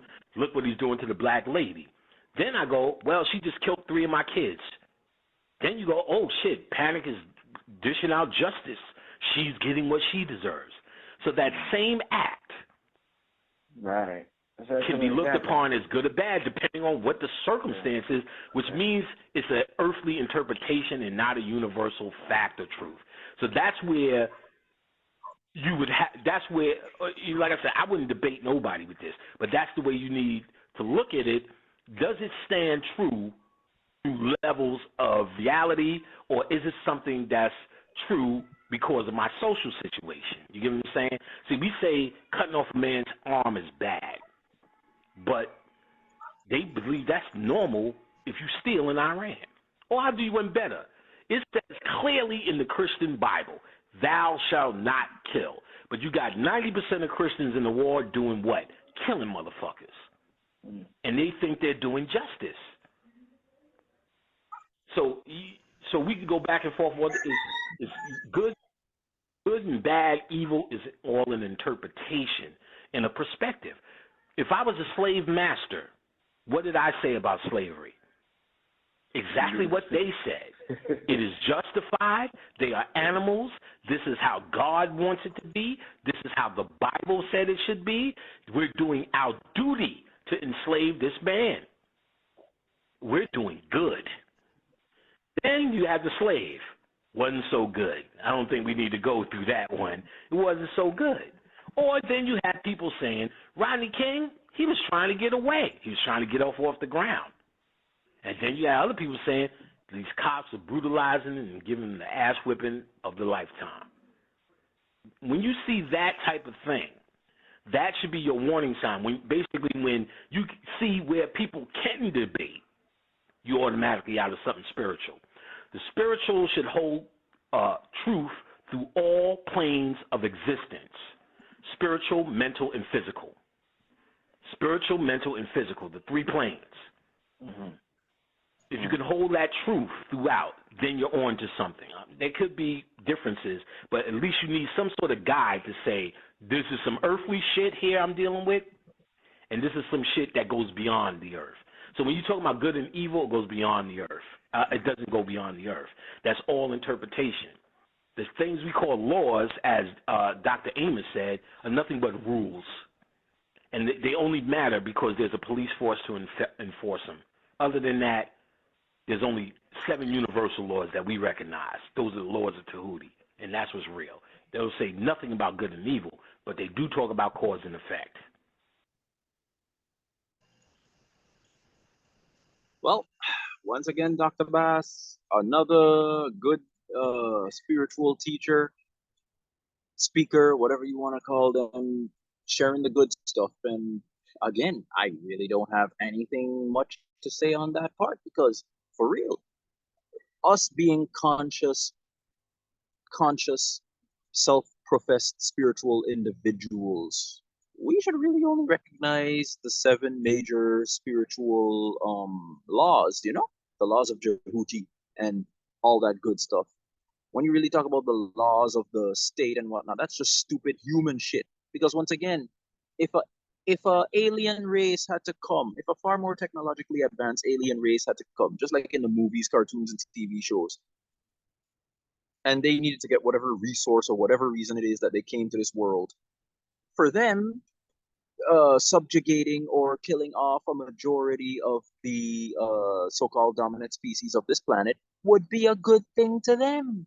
Because what the fuck is it to them of whether we make it out alive or not as humans, Like, it's really just nonsensical when you stop and think about it.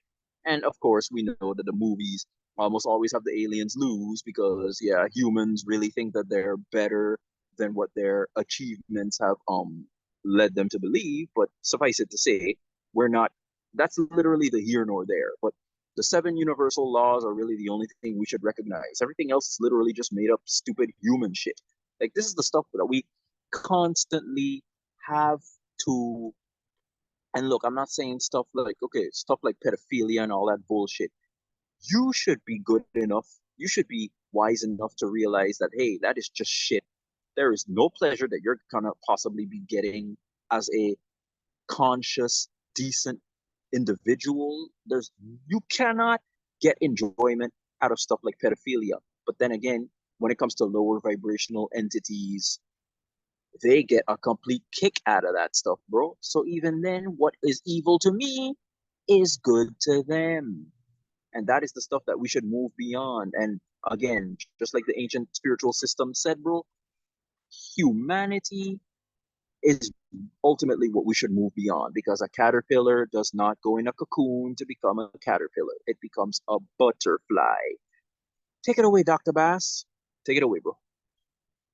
Oh yes, at the end of the day, it's all about like righteousness. Like that's why that's why Disney Channel, you got Nickelodeon, they all trying to come after the kids right when they were young. You already see what they try to be doing with Miley Cyrus. You got all these Disney stars coming out with the truth and everything like that of what's been going on in plain sight behind closed doors. So it's like at this point, it's like it's all truth right now. And then humans cannot be any aliens, no matter they they show in movies like, oh, humans be aliens just so their ego can be satisfied, but they know deep down within themselves they know they can't be these extraterrestrials, which is pretty much us in the spiritual aspect.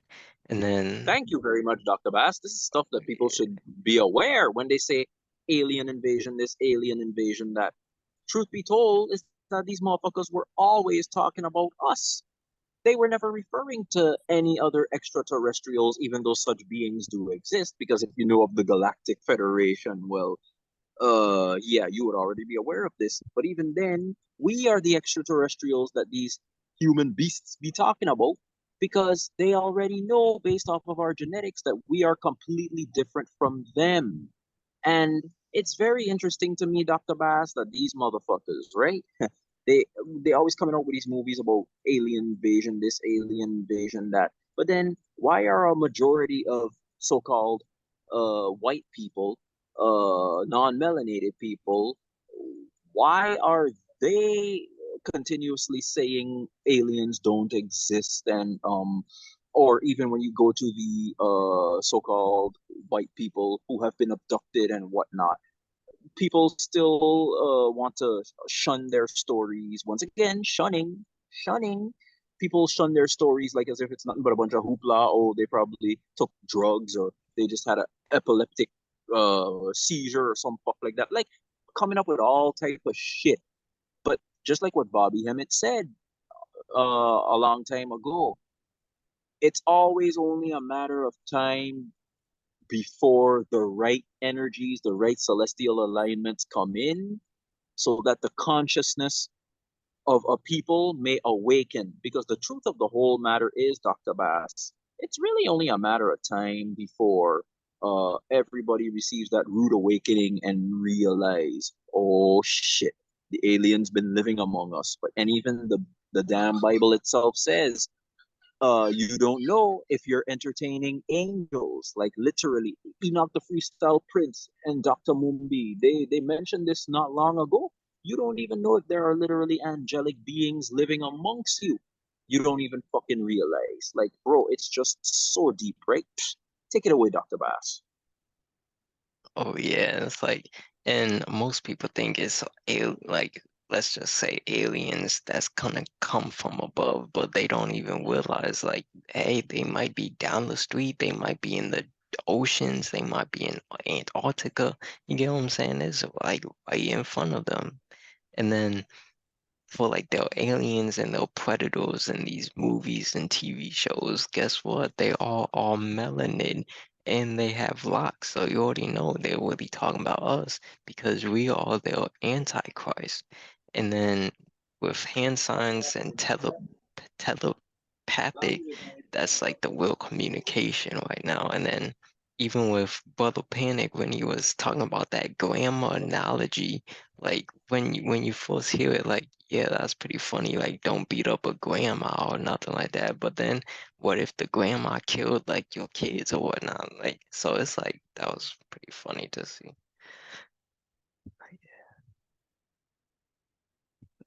Yeah, that's pretty much. Yeah, Dr. Bass. Yeah, for real. You just nailed it right there, Dr. Bass. I could not have worded it better than myself, that better than you already did. I could not have even thought of it better than you already downloaded it. Like, yeah, these aliens, when you talk about alien, you talk about predator, you talk about all these entities as they're depicted. These aliens, these beings are all us. They actually represent that aspect of our true being. Because even in the occult world, in the esoteric world, the way they look is simply a manifestation of our energy. When we reach the peak of our energy, it's so powerful that it comes off as monstrous. The actual entity itself may not look monstrous or anything like that, but the energy that they give off, and even Bobby Hemmett himself explained it in lectures before, the energy is so great that they come off as monstrous. But how many times have you seen like Superman? Okay, look, Superman, great example. Great example. He's a humanoid alien looking guy, but God forbid Superman were to fall into a fucking serious rage, my brother. He would literally come off as nothing short of a monster. That's the kind of symbology, that's the kind of stuff that they're letting us be aware of. Like, it's the energy, it's the potential. It's when you reach to that level. You know what it is I'm saying? Like, some good stuff, Dr. Bass. It's some really good stuff. Um, yeah, but yeah, Brother Panic, he really did a good one. He really did a good one there. Yeah, like good and evil, it's all subjective, purely, utterly subjective. Because what is good for one entity may be evil for another entity, and vice versa. But either way, I think it's about time people be aware of how can I say that right here Bobby Hemmett explains a glimpse into the divine. Like, just take it away, Dr. Bass, because people should be aware of this stuff. People should really be aware of this stuff. Like, we cannot base the higher spiritual realms based off of our fucking experience in the physical. Jeez, it is silly. It is ridiculous. Like, Bobby Hemmett explains it in the video. Take it away, Dr. Bass. Oh yeah, and then God forbid Superman was black. Just imagine that. Oh, That would be good. ooh, Superman. Actually, it kind of already did happen because um DC has since then put like created alternate universes where melanated Superman definitely exists in several of their universes. Also, Blue Marvel. You may be aware of Blue Marvel over in Marvel Comics, bro. Oh yeah. Yeah, Blue Marvel is pretty much he in the overall Marvel lore. Blue Marvel was a superhero before Tony Stark, before Steve Rogers, Captain America, and all of them. He was a superhero. Well, okay, maybe not Captain America because as the lore goes, Captain America he existed during Hitler's time, and events happened to which he got frozen in a block of ice and this and that. You know, comic book logic and whatnot. But suffice it to say, Blue Marvel he was a superhero long before the Avengers, Spider-Man, the X-Men, the whole nine yards. And it's a really good story that if people were to read the story by Kevin Griveau. Fun fact, Kevin Griveau also directed, no, he directed or he wrote? I think he directed. He had a major involvement in the first Underworld movie. Remember Underworld, the lore between vampires and werewolves? Yep, he had an involvement in that movie as well. Oh dang, that's straight up fact right there. Okay. For real. So yeah, like you said, God forbid if it was a melanated being and whatnot. Like they even showed you in Blue Marvel's story about how the U.S. government and whatnot felt about a so-called melanated, yes, a melanated man, a so-called black man, having that much power. Imagine what he could do to those motherfuckers. But he was way better than them to show you these beasts. They even show you in their stories. But then again, Kevin Griveau was the one who wrote the story, so he's literally only giving you a good outlook of how these beasts would react in such a situation. But fuck them, because their system's finally coming to an end. And yeah, allow Bobby Hemmett to explain to us just what it is in the higher realms, my brother. You know, yeah. Right. Mm-hmm. Give me some questions. All right. So now, I often hear, if we want to call this thing a circuit, you know, everybody death and destruction to Western civilization. Yeah. I want this shit over. You know, right. that's the anthem. You know, I want this shit over. So right. If this paradigm ended all at once, no more Earth. Yeah. No more Earth. Yeah. What would we expect to see? And you know, if there was a mass transformation, what would we all expect to see? And what will we do next in terms of the next paradigm? What's our next choice? Okay. Well, let's deal with one of these questions. It's just like those elephants the other week that broke their chains and headed for the hills for the tsunami. But had enough sense to come back after the shit was over because they was domesticated. Right. And they knew that wilderness was not for their ass. Right. Well, in so many words, that this white man and the way he's got the grip on the world with his technology or whatever the shit is, we have gone a buttonhole lower as human beings, whereas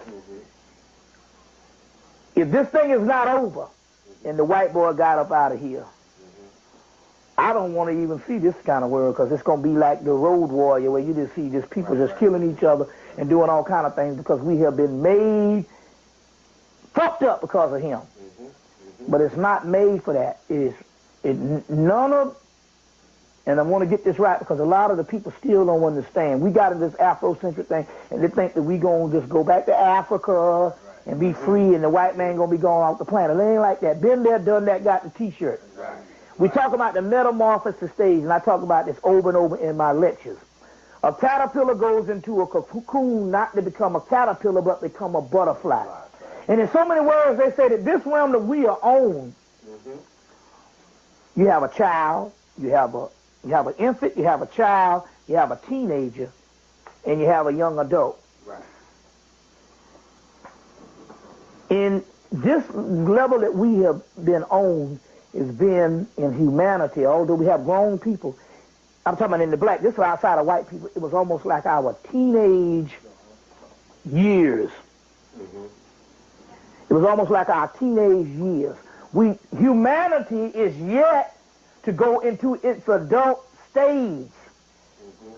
The process of creation was something that was left unfinished. The adult stage is a metamorphosis out of the physical. We're still, no matter how hideous it is, was in a cocoon stage. So now, as it has to do with the oldest people on the planet, we are not going back to live in the physical as ancient Egyptians. If it was that way, we would have never fell in the first place. So that meant it was only a shell, a process, and an experience that was never supposed to be the ultimate reality. They spent the most of their years preparing for a world to come, and all of the material that we have now is talking about that same world to come, and is the basis of all religions. Even the lowest religion you can find still talks about an end to this shit. You see what I'm saying? They might scare you about the hell, which in actuality is this shit we living in now. You see what I'm saying? They confused it, but still yet all of it, everything we have ever gotten on every evolutionary phase of spirituality talks about a new change of state. You see what I'm saying? So it's not something far-fetched than how we change state going from life to death. Right now, something that's so important to you right now why is it can be a day later, you can get hit by a car, and a motherfucker be out there giving away your books, giving away your TV, giving away your whole fortune. You got some people that spend 30, 40, 50 years building an empire. And their children come around and get rid of the empire, spend all the money and get rid of the empire in a matter of damn years. Right. Matter of months. I know some niggas got a left house, car, bank account, everything. Endless amounts of material things to sustain themselves for the rest of their life. And 6 months later, niggas didn't have shit. You know what I'm saying? Right. Hell, I know a nigga got $100,000 and damn near drank it up in liquor.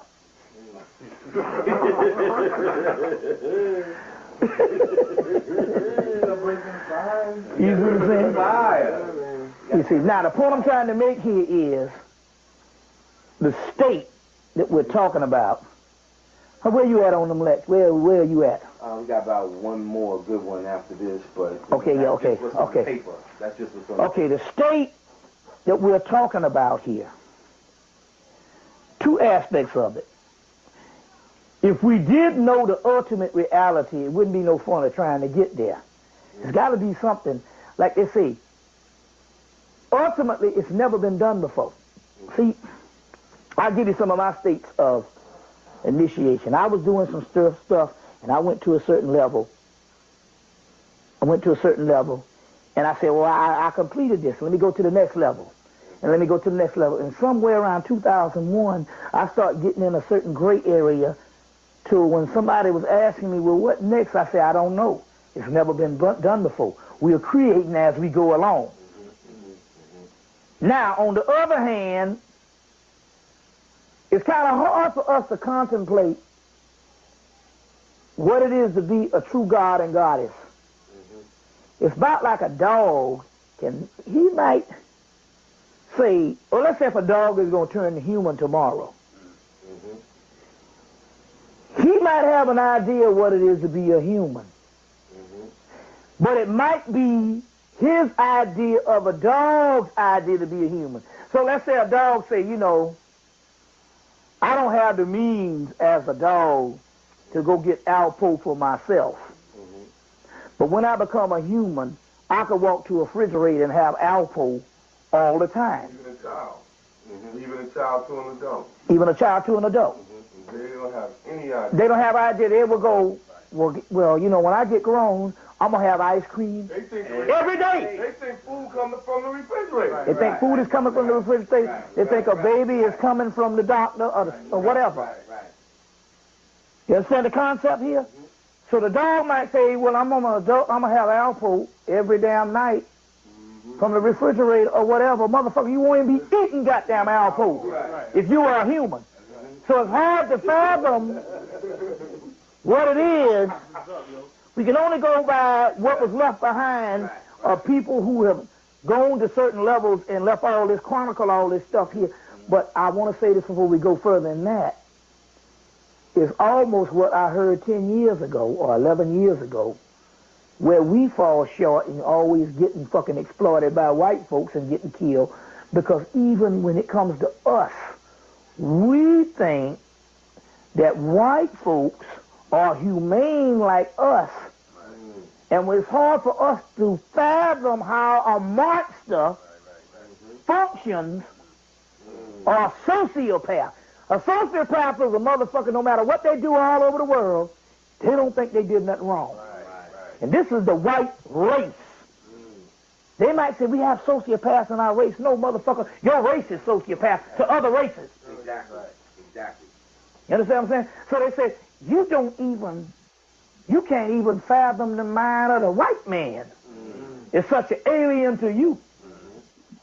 You understand what I'm saying? And that's why we always get trapped. We always thought that the white man think like us. I'm quite sure that Michael Jackson always thought that he could fuck them little boys and get let off the hook like a Woody Allen or any other fucking freak they done had out in Hollywood and don't understand. You a damn nigga.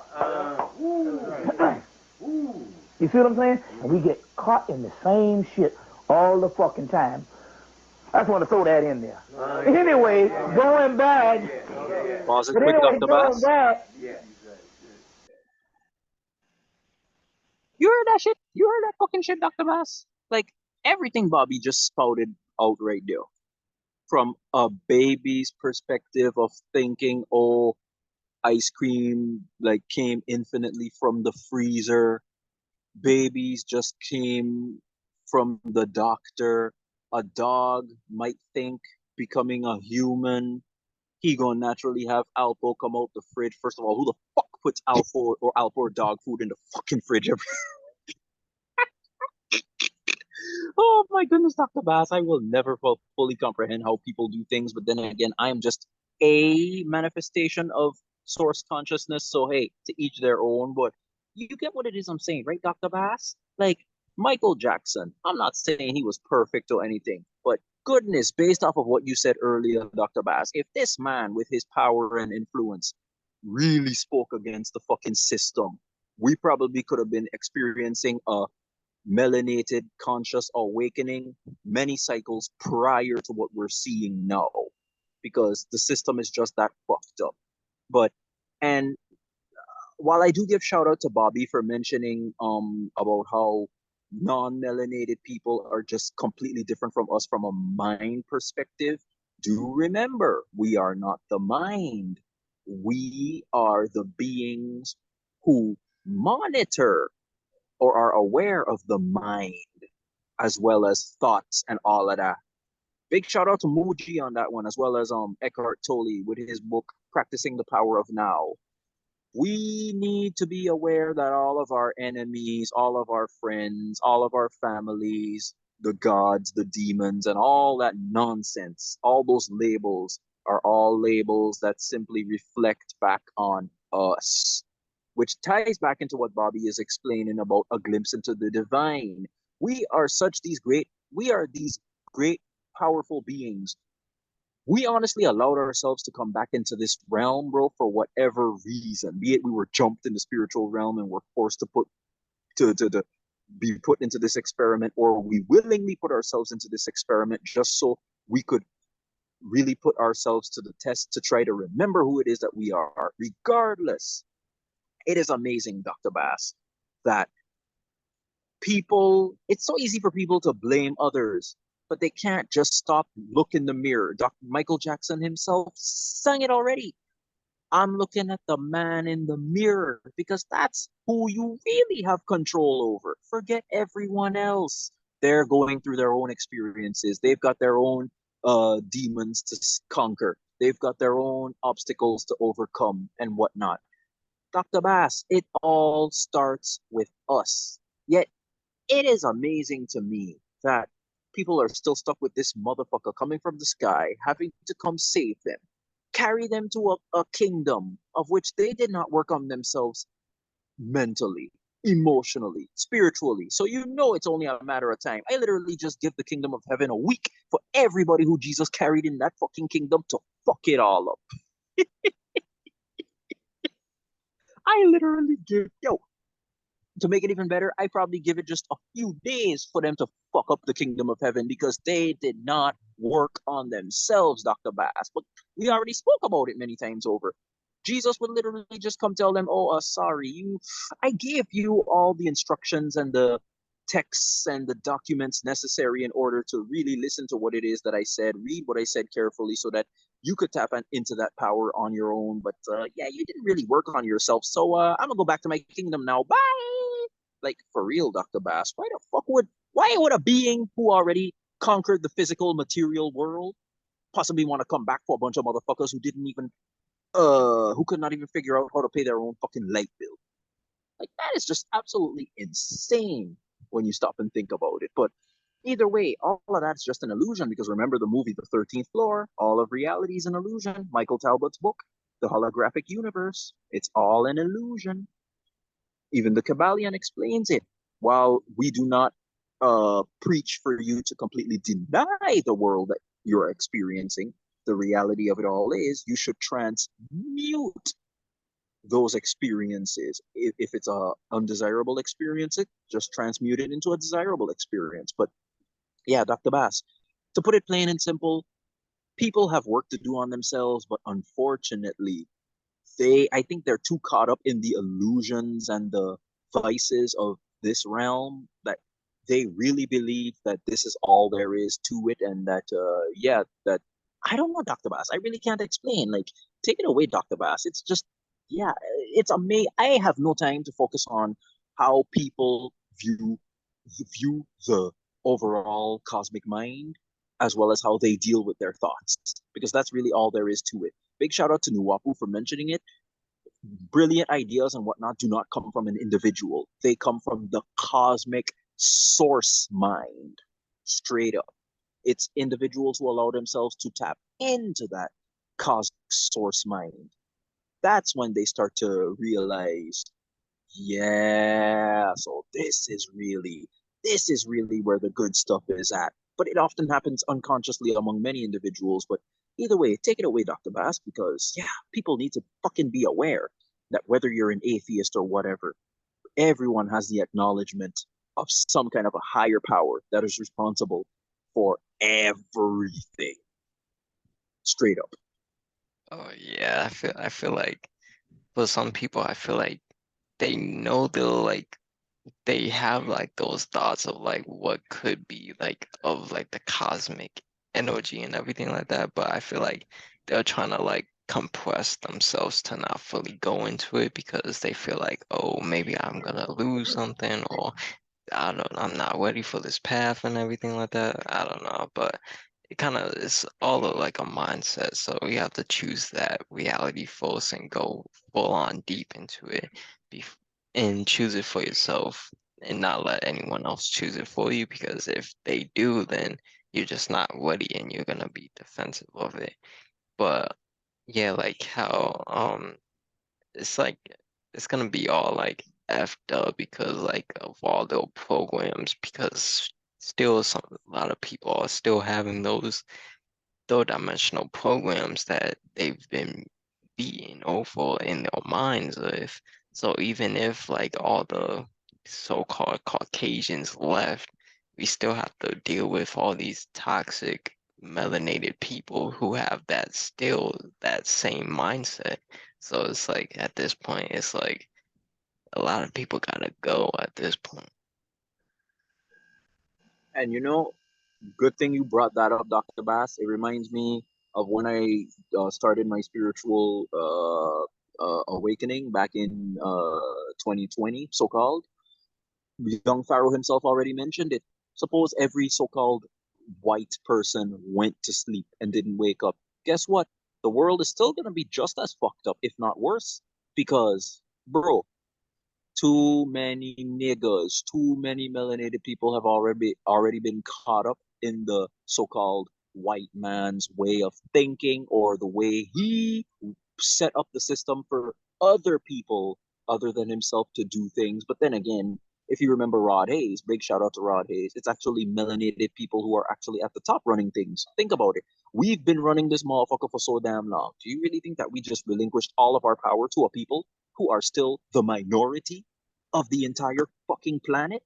No, it's still niggas who are running things, but they made sure to put the so-called white people in front so that they could conceal their existence, which is fucking brilliant, because every brilliant tactician has to put a puppet in his place in the front so that he can conceal himself, so that if anything happens, they're going to attack the puppets, but not the puppeteer, not the one who's really running things in the background. You know what I'm saying? It's a brilliant strategy by governments that I don't get how people cannot fathom the existence of motherfuckers who are running things in the shadows. You know what I'm saying? But that's neither the here nor there.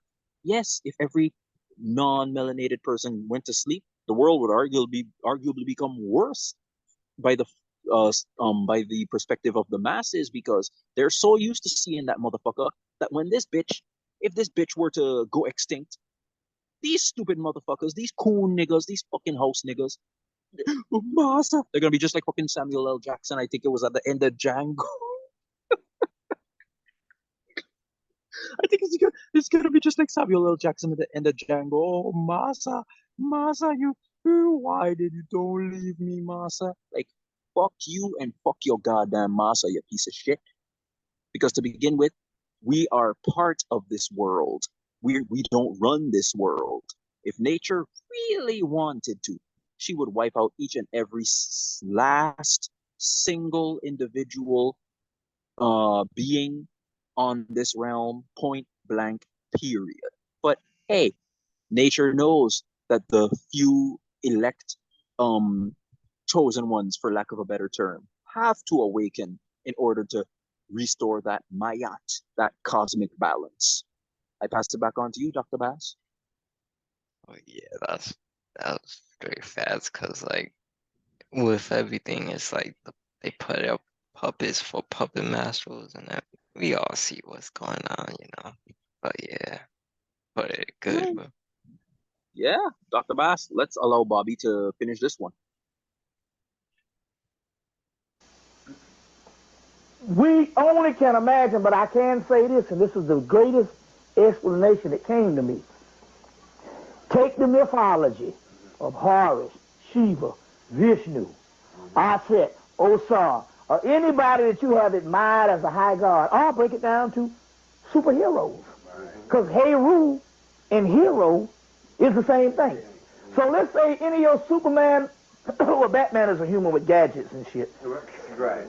Superman, the Hulk, or whoever got these extraordinary superhuman powers. And apply that to yourself. So your God, the one that you have applied, you would want to think that the God that you worship can do damn near anything, because he's God.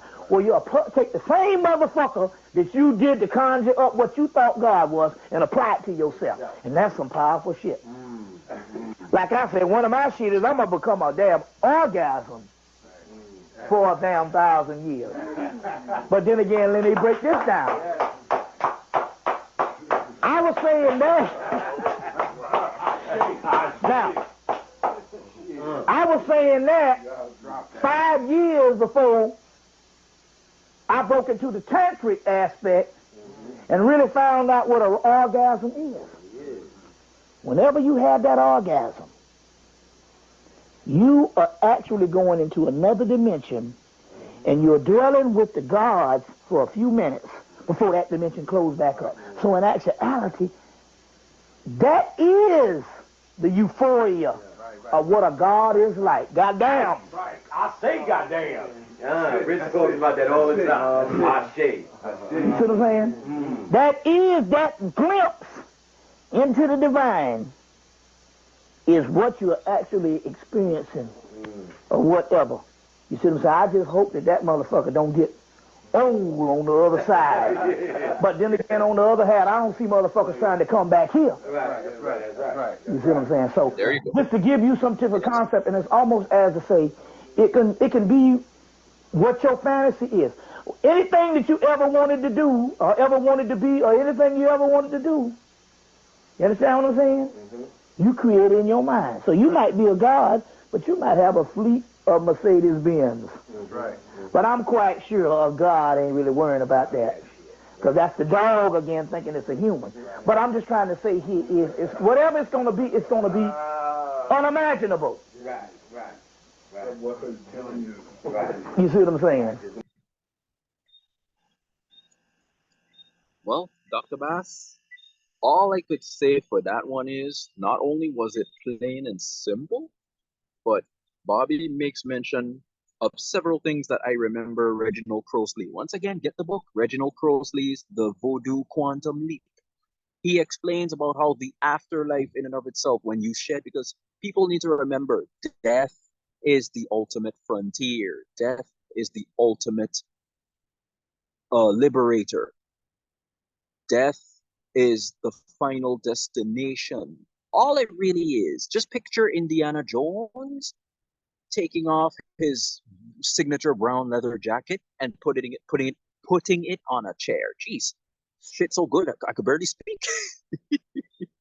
But yeah, just picture that, right, Dr. Bass? That's what death is. You're just taking off the physical body and making yourself lighter. This is why the ancient Kamites say, and big shout out to Brother Panic, You have to take off the you have to, everything that you teach in terms of spirituality, don't let the ego build up. You let it go, you let it be, and you make your heart as light as a feather. You did this lecture, you shared the truth and knowledge with the people. Hey, let it be, let it go, make your heart as light as a feather. Because it ain't no fucking God that's gonna come to judge you. Remember, you are gold. Even if you fall in the mud, you still keep your shine. It's to make yourself lighter for when the time comes for you to let go of that physical body. The transition is a smooth, crisp, easy, simple transition. It's for you, not for some fucking. Well, first of all, if these motherfucking gods are really that petty, then goodness gracious, there is a major flaw in the design of the universe, my brother. Because why would these great, powerful entities even give a fuck about us wretches as humans? You know what I'm saying? That's like going up to some place in nature. You're looking at a fucking ant hill. The ants are just there minding their own business, and you looking down on them. Hey, what you doing, motherfuckers? Like, you seriously so petty and so silly as to watch each and every individual movement that those ants are doing, bro, that is literally childish play school kindergarten way of thinking. How is it that people manage to keep up with this bullshit for so long, man? But either way, Dr. Bass, let the people know a simple breakdown based off what Bobby shared, because good simple stuff as always. Yeah, like that was something like Patrick from SpongeBob would do, and we all know Patrick low-key has like a childhood mind. So at this point, y'all be He's a acting like, psychopath. They even made a video years back, because remember, a psychopath in and of himself is a unloved, how can I say, is a child who has not received the love that he needed in order to help him to grow into a better individual, for want of a better term. oh yeah, it's straight facts. Like that's straight facts, though. But yeah, like you were saying, Dr. Bass. Oh yeah, so yeah, a lot of people just be acting like Patrick, like have people view Patrick as having like a childhood mindset and whatnot, but a lot of people are similar to Patrick because they got that childhood mindset. Like, and remember what I explained to you however many lives ago it was, bro, the Dunning-Kruger effect. How stupid people, unfortunately, cannot see how silly they are in the way they think. It's not to say that that person, any individual has the capacity to become wiser. But the problem is, so many people are stuck in a pattern, in a routine. Subconsciously, they're stuck. It's like glue. Like somebody poured glue on the floor, they got caught in it, and then for some strange reason, they took a liking to themselves getting stuck, to which they don't even want to free themselves. So it's that repetition, that constant pattern of doing the same thing over and over. Because with the Dunning-Kruger effect, stupid people cannot see that they're stupid, and smart people never feel that they know enough. They always want to keep going. They want to keep growing, which is what everybody should be doing. Unfortunately, that's sadly not the case with everyone. But suffice it to say, we need to elevate ourselves to higher levels of thinking, to higher levels of seeing the universe. And honestly, but if you go back to Reginald Crossley's book, again, get that book.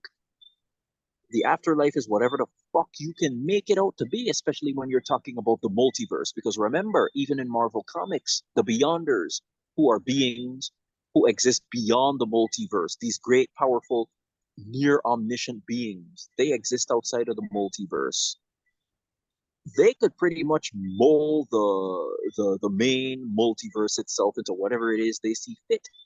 And that is where we are. We're within the multiverse. But for us to literally head to wherever source is, we would literally have to raise ourselves to such a level. But even Reginald Crossley himself said it's by the grace of the Most High, source itself. where we could permit ourselves to even get a glimpse of what source itself is. These are such great concepts that people should be really talking about, thinking about, discussing, really getting into. Instead, they're just with this childish savior complex of, oh, don't worry, Jesus or Muhammad or whatever the hell the savior is gonna come to save me. No, motherfucker, nobody's gonna come to save you. If that's the case, then ancient Egypt never would have fallen. Bobby already said it. Many scholars, many teachers, many preachers, many great ancient masters, many great advanced students know this. You are your own savior, straight up. But anyway, Dr. Bass, yeah, as we go to Dr. Phil Valentine with the good stuff that he has to share, anything that you'd like to share with the lovely people watching? Oh yeah, you put it like straight nailed it on the head, but like um yeah, a lot of people still have like that victim mindset, and you at this point you just have to be your own superhero and save yourself, because how can you save a person, or how can someone save you if you not saved yourself? You get what I'm saying? And then so many people, like the religious people, talking about, oh, are you saved? Are you saved? Listen, you haven't even saved yourself out of circumstances you put yourself into. So at this point, how are you saved? You get what I'm saying? So Like, plain and simple, Dr. Bass. How dare you? But Jesus already mentioned it. Before you talk to your brother and tell him, oh, he has something in his eye, look at the shit that's literally hanging on your own eye, take it out of your eye, and then you could help your brother so that he could take it out of his own eye.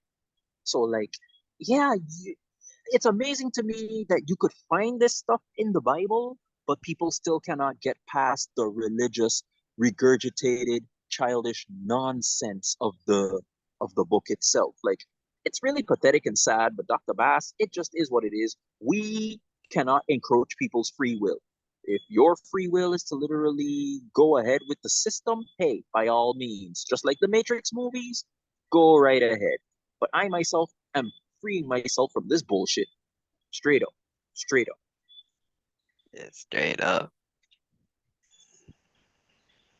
Dr. Phil with a good one, bro. This society, Western society, is not based in first-hand experiences.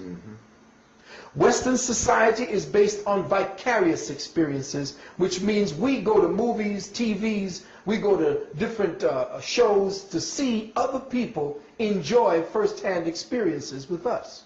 That's true. So a second-hand experience does not allow for certain parts of our bodies to develop. It does not allow for certain consciousness, cellular consciousness to be awakened.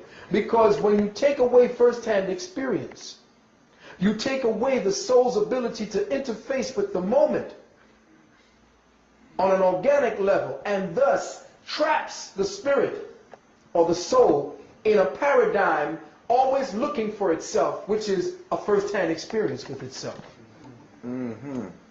So now you have a creature who is living completely by vicarious experiences. Okay, go to church, come to the preacher will strike up the band's music tells you sing these songs trigger a vicarious experience in you. You now, based on the programming, are told that Jesus is doing that to you, but you're doing it to yourself. Correct. And you've accepted the programming that somebody is doing this for you. I'm feeling Jesus because why? The preacher says that that feeling that you're feeling while you're in this place is Jesus. But you don't understand that he is using your own spirituality, your own inheritance of the Spirit. That's correct. And spending your inheritance by keeping you high on ignorance. So understand now that what I'm trying to say is that at this present time, the present amino acid structure that science is studying is simply based upon a vehicle that is stuck in its own ignorance. As soon as you awaken this vehicle, this entity creature, all of these codes will change. in the twinkling of an eye, didn't the Bible say? That's correct. But you can't do that if you keep the eyes blind and the twinkle out of them. That's right. Yes. See? And the knowledge of oneself puts the twinkle back into one's eyes. But understand this. Now, the aminoleucine looks like this. UUA. These are the way that they are set up in sequence. UUA, UUG, and these are the way the proteins are set up. The protein aminos are set up. CUU, CUC, CUA, and CUG.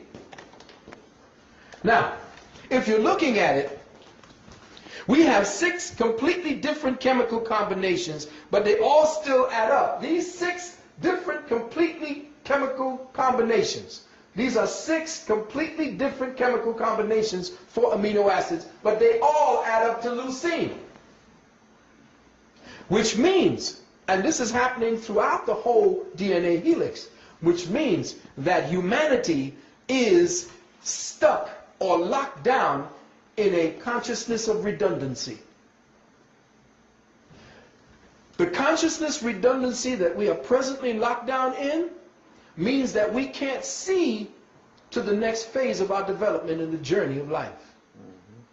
And what has happened for the last 2,000 years is that a force has been placed upon us, has been imposed upon us. We have been forced into this reality to believe something that you don't understand. And you know what Stevie said? If you believe in things you don't understand, you suffer. Superstition ain't the way. And what is religion? But superstition. Understand and understand that our redundancy, the reason why we are continuing to be at this pace, constantly suffering as peoples of color, is because we have played into the illusion of ourselves. We have adopted an alien perception of reality. We act to give life to this corpse, this Frankenstein that was created on the slab. Pause it there quick, Dr. Bass. You know what happened when... There we go. You see, this is exactly why you know the word redundancy. That is something that is more than what is needed, or something, yeah, something, the exactly, something that is more than what is actually needed. It is more than enough. Dr. Bass, we do not need religion. We do not need churches. We do not need prisons. Because fun fact, like I mentioned at the beginning of the live, oftentimes, if a motherfucker committed a crime that was so heinous, they would just do that motherfucker a favor and end his physical existence so that, yeah, he won't ever have to think about doing something like that. Or definitely in that sense, he won't be a repeat offender, you know? It's just like the philosophy with Batman. It's just like the philosophy with Batman. Oh, if Batman actually killed off the villains, would Gotham actually be a better place and whatnot? And there's an argument that no, it wouldn't be better because you still have more motherfuckers rising up. And how much motherfuckers would he kill until he himself would just give up entirely? But then again, Batman is really more of a philosophical concept than he is an actual character. You know what I'm saying? Again, when it comes to DC and Marvel and all these characters, they're just modern mythology, which is why mythology, it's so deep because it literally goes into the psyche or the consciousness of any individual of that society's time period, to which exactly why they wouldn't want to be teaching mythology in schools unless you go to the higher pristine colleges like Yale University or even North Carolina or Cambridge or I don't know, any of these higher level universities where if you get to the really highest levels, then they start to really teach this stuff. But it's just the same way, like how Bobby himself mentioned about an orgasm. Just imagine if everyone had to have. I don't know if you remember that angel show that you had introduced me to on Netflix, Dr. Bass. The Brazilian angel show. Oh yeah, I think. Oh man, I think it's called. Yeah, Yeah, yeah, I but said it you in know the what it is. last Yeah, line. yeah, yeah, yeah. You know what it is I'm talking about. Even he himself, when he had the experience of having sex with that with that girl, he said, "Just imagine if everyone had an orgasm." He himself fucking said it. Once again, they hide the truth in plain sight, Dr. Bass. Just imagine if everybody had an orgasm. There would be no need for churches. There would be no need for schools. There would be no need for none of this stupid shit, because all of this is just a facade to keep the fucking beast alive, which we will get into back with Dr. Phil. But suffice it to say, like what Bobby said, just imagine what the type of vibration and the type of state of being that these beings, that these entities in higher dimensions are experiencing on a regular basis, because they don't need to have sex to do any of that, because they are exactly that. And then again, Bobby himself did mention in the same video, you don't see any of these higher vibrational entities even wanting to incarnate in physical bodies. So let that be a lesson to those who think that this is people who really think, people who call this place heaven. I just have to look at them in such a way, right, Dr. Bass? Like, goodness gracious. But either way, to each their own. To each their own. Let's get back with Dr. Phil, Dr. Bass, because it's some very, very deep stuff that I wish every individual could experience themselves. When Frankenstein was awoken, our electricity, our life force gives life to this Frankenstein monster. And what happened when it got up? It started tearing up the village. So it's our focus of attention to the church, to the politics, to the education system. Those are all the limbs of the Frankenstein monster. The more we give our children over to that, the more energy we give to the Frankenstein monster, and then we turn around and wonder what's happening to our village. Because the children you send into that beast, into that laboratory they call the classroom, comes back as the Frankenstein monster. That's not your child anymore. It's being genetically changed, altered in consciousness. So the monster lives. And the redundancy continues. And you get another a newspaper where another brother is shot. Another sister is raped. Another child is abandoned. How much longer is this thing going to go on? As long as we continue to think in redundancy, this is continue to happen. And we have now become addicted to our own comfort. Miserable as we are, we're still addicted to this semi-comfort that we call reality. If you want to truly change, you have to suffer. Period. If you pull away your electricity and say, I'm not using electricity anymore. If you say, I'm not going down to the Piggly Wiggly, or I'm not going down to the A&S, I'm not going down to any of these things that feed this Frankenstein, you watch this thing come crumbling down like a house of cards. But you got to remember that your Negro preacher, your Negro politician, your Negro educator is there constantly wanting to go and pay homage to the monster, because that's who he's plugged into.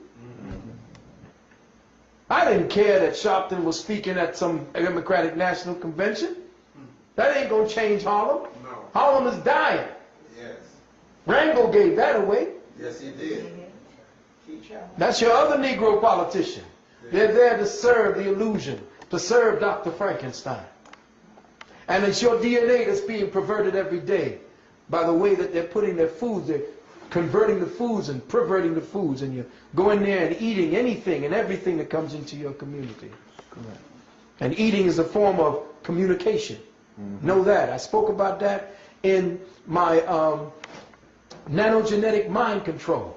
That when you change the genetics of the food, you teach to the genetics of the human being. Because when the human being consumes that food, it begins to pervert the genetics. So you can genetically mind control somebody without lifting a finger, by simply getting them to eat the food that you're perverting. And your body no longer is going to be the same. The legacy that you have from your genetics, your sperm and your egg, will no longer be the same genetics passed on to that child. And that's why you have so many faggots and homosexuals and lesbians running around today. I know you're mad at me for what I'm saying, but somebody's got to say it. At the end of every civilization, there's one thing common to all of them. Greece, Sumer, Kemet, All of them fell just when homosexuality began to rise. Mm-hmm.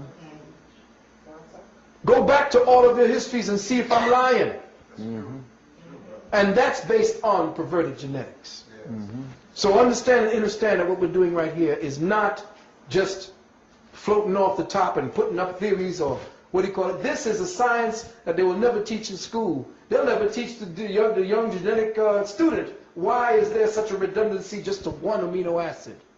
Because the redundancy is the effort of the body to find an escape route out of the present condition that it's in. Mm-hmm. Maybe this combination might do it. No, you did something here to stop this from converting out of or evolving out of. So then it created this one, and then this one.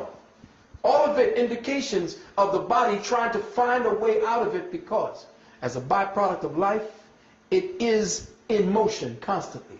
Mm-hmm. You stop it with emotion. Mm-hmm. Mm-hmm. The one thing about science that they teach you is that science and life and all that lives, all that is science is about movement and motion. And when you stop motion, you stop life. The motion is also seen in your thinking process. Mm-hmm. Thought creates motion because every time you think, you create an atom. Every time you think, you create an atom. Mm. See, they don't give you that in school because they, as a child of the Creator, it means that you are a creator. And as a creator, the first thing created, as you will see by that genius, Dr. Oyibo, was the atum. The one thing represented as the all. Mm-hmm. So if you are the one thing in the many, then the one thing is within you, and every time you express, you will always express the one thing. The illusion is that it's many, but it's not. It's the one thing that begins to take on the personality of the many.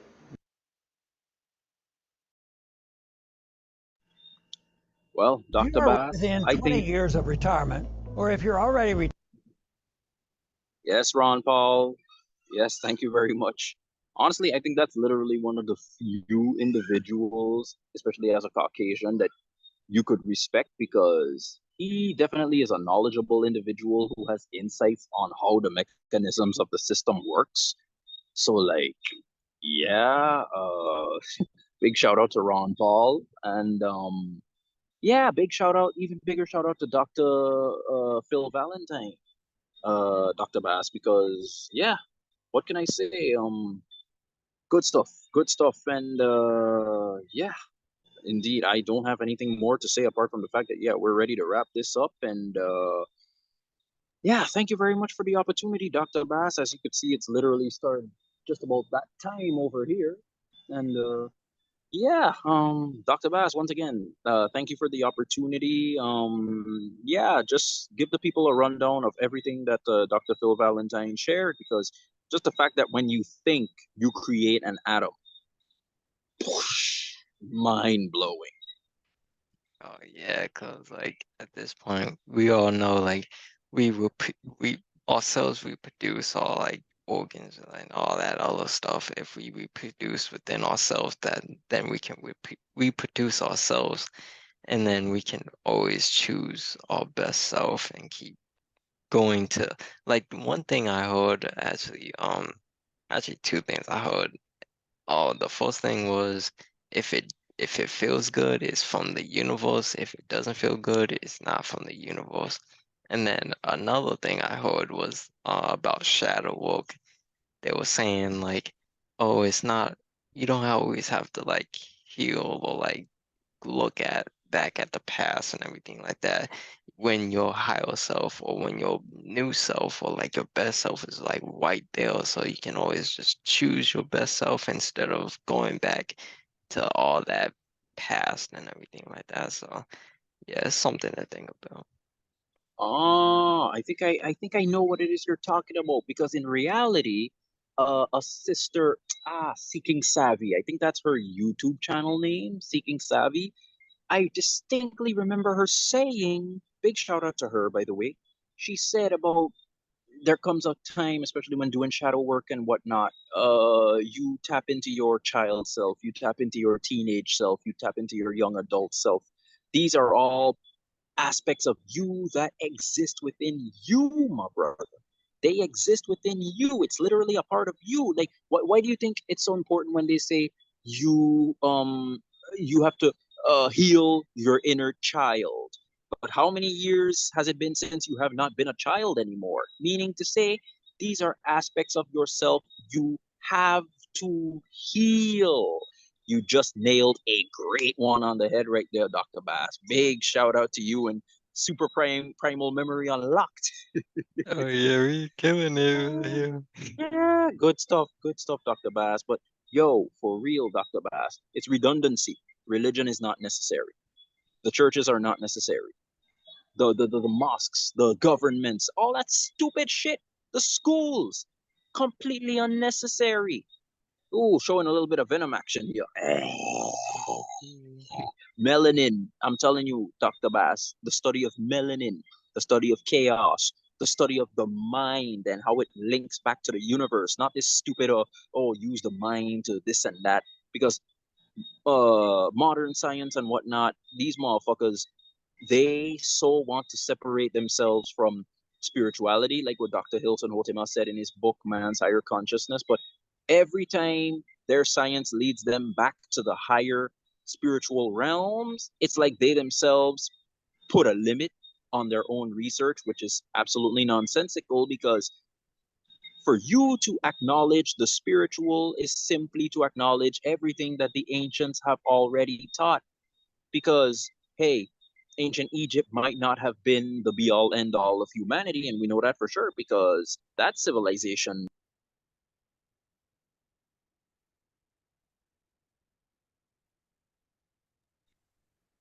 Uh, yeah, yeah. Sorry about that, Dr. Bass, but that civilization,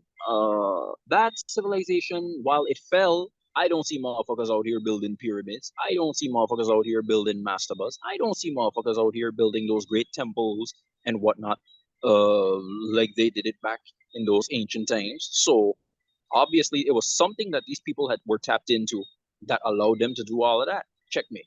So either way, yeah, like I said, Dr. Bass, Dr. Phil Valentine, yeah, like all the brethren, it was a good one. It was a really good one, bro. Like we're talking about almost 3 fucking hours now, so you know it was really good. But I mean to say, yeah, Dr. Bass, as we end this one, let the people know what's going on with you, and yeah, any chance of the previous lives being uploaded soon, or you still got important stuff to work on? Either way, let the Um, people know what's going on. oh yeah, we vibing, got like a lot of stuff in the vault, so like eventually it's all gonna start to come out soon. Ah, okay, okay. Well, whatever the case is, as long as you know that the previous lives, you have the chance to upload them, just upload them, my brother. Because yeah, it's about time that the people become aware of the things that they should know, or should at least be aware of, so that yeah, definitely they could look back and be like, yeah, these two individuals, yeah, they were quite inspirational in my changing of perspective, my new paradigm shift and whatnot. Like, just to be able to make that uplifting, favorable, desirable difference in other people's own experience here. You know what I'm saying, my brother? Because it was always only about the few. Forget the majority. We know the majority, unfortunately, they're heading up to the slaughterhouse. And what can I say? At least if they hear the facts, they hear the truth, or they become somewhat aware of it, whatever happens to them has nothing to do with us because they were made aware of it at the very least. Oh yeah, definitely. Straight facts right there. But anyway, Dr. Bass, any last departing comments as we're closing this one off? Nah, I think we said it all, to be honest. Yeah, it was a really good one today. Wasn't expecting it to be this long, but I mean, hey, bro, as always, the people gotta know. The people got to fucking know. And that's what's most important. And please, people, all the books that I recommended, all the videos that Dr. Bass shared, allowed us to view, so that you could get it from the people who have come before us. Yeah, check them all out, because it's very imperative that more and more people start to be aware of the true nature of reality, and why we have that connection to the macrocosm, as we ourselves are the microcosm. Oh yeah, definitely. I definitely feel that over Anyway, now. Dr. Bass, thank you very much. Yay, everyone, have a good one, and yeah, definitely may the universe work all great things to you, and much, much more. All of you. Thank you, Dr. Bass. Oh yeah, peace out. Yo, make sure you follow the podcast. Make sure you subscribe, like, comment, share, and subscribe. You already know the vibes. You already know we here, we spin it, and you already know the vibes, you know. But yeah, I hope y'all enjoy. Make sure you like the podcast, follow it, and leave a review. I appreciate y'all for listening and watching. I appreciate y'all. Bye bye.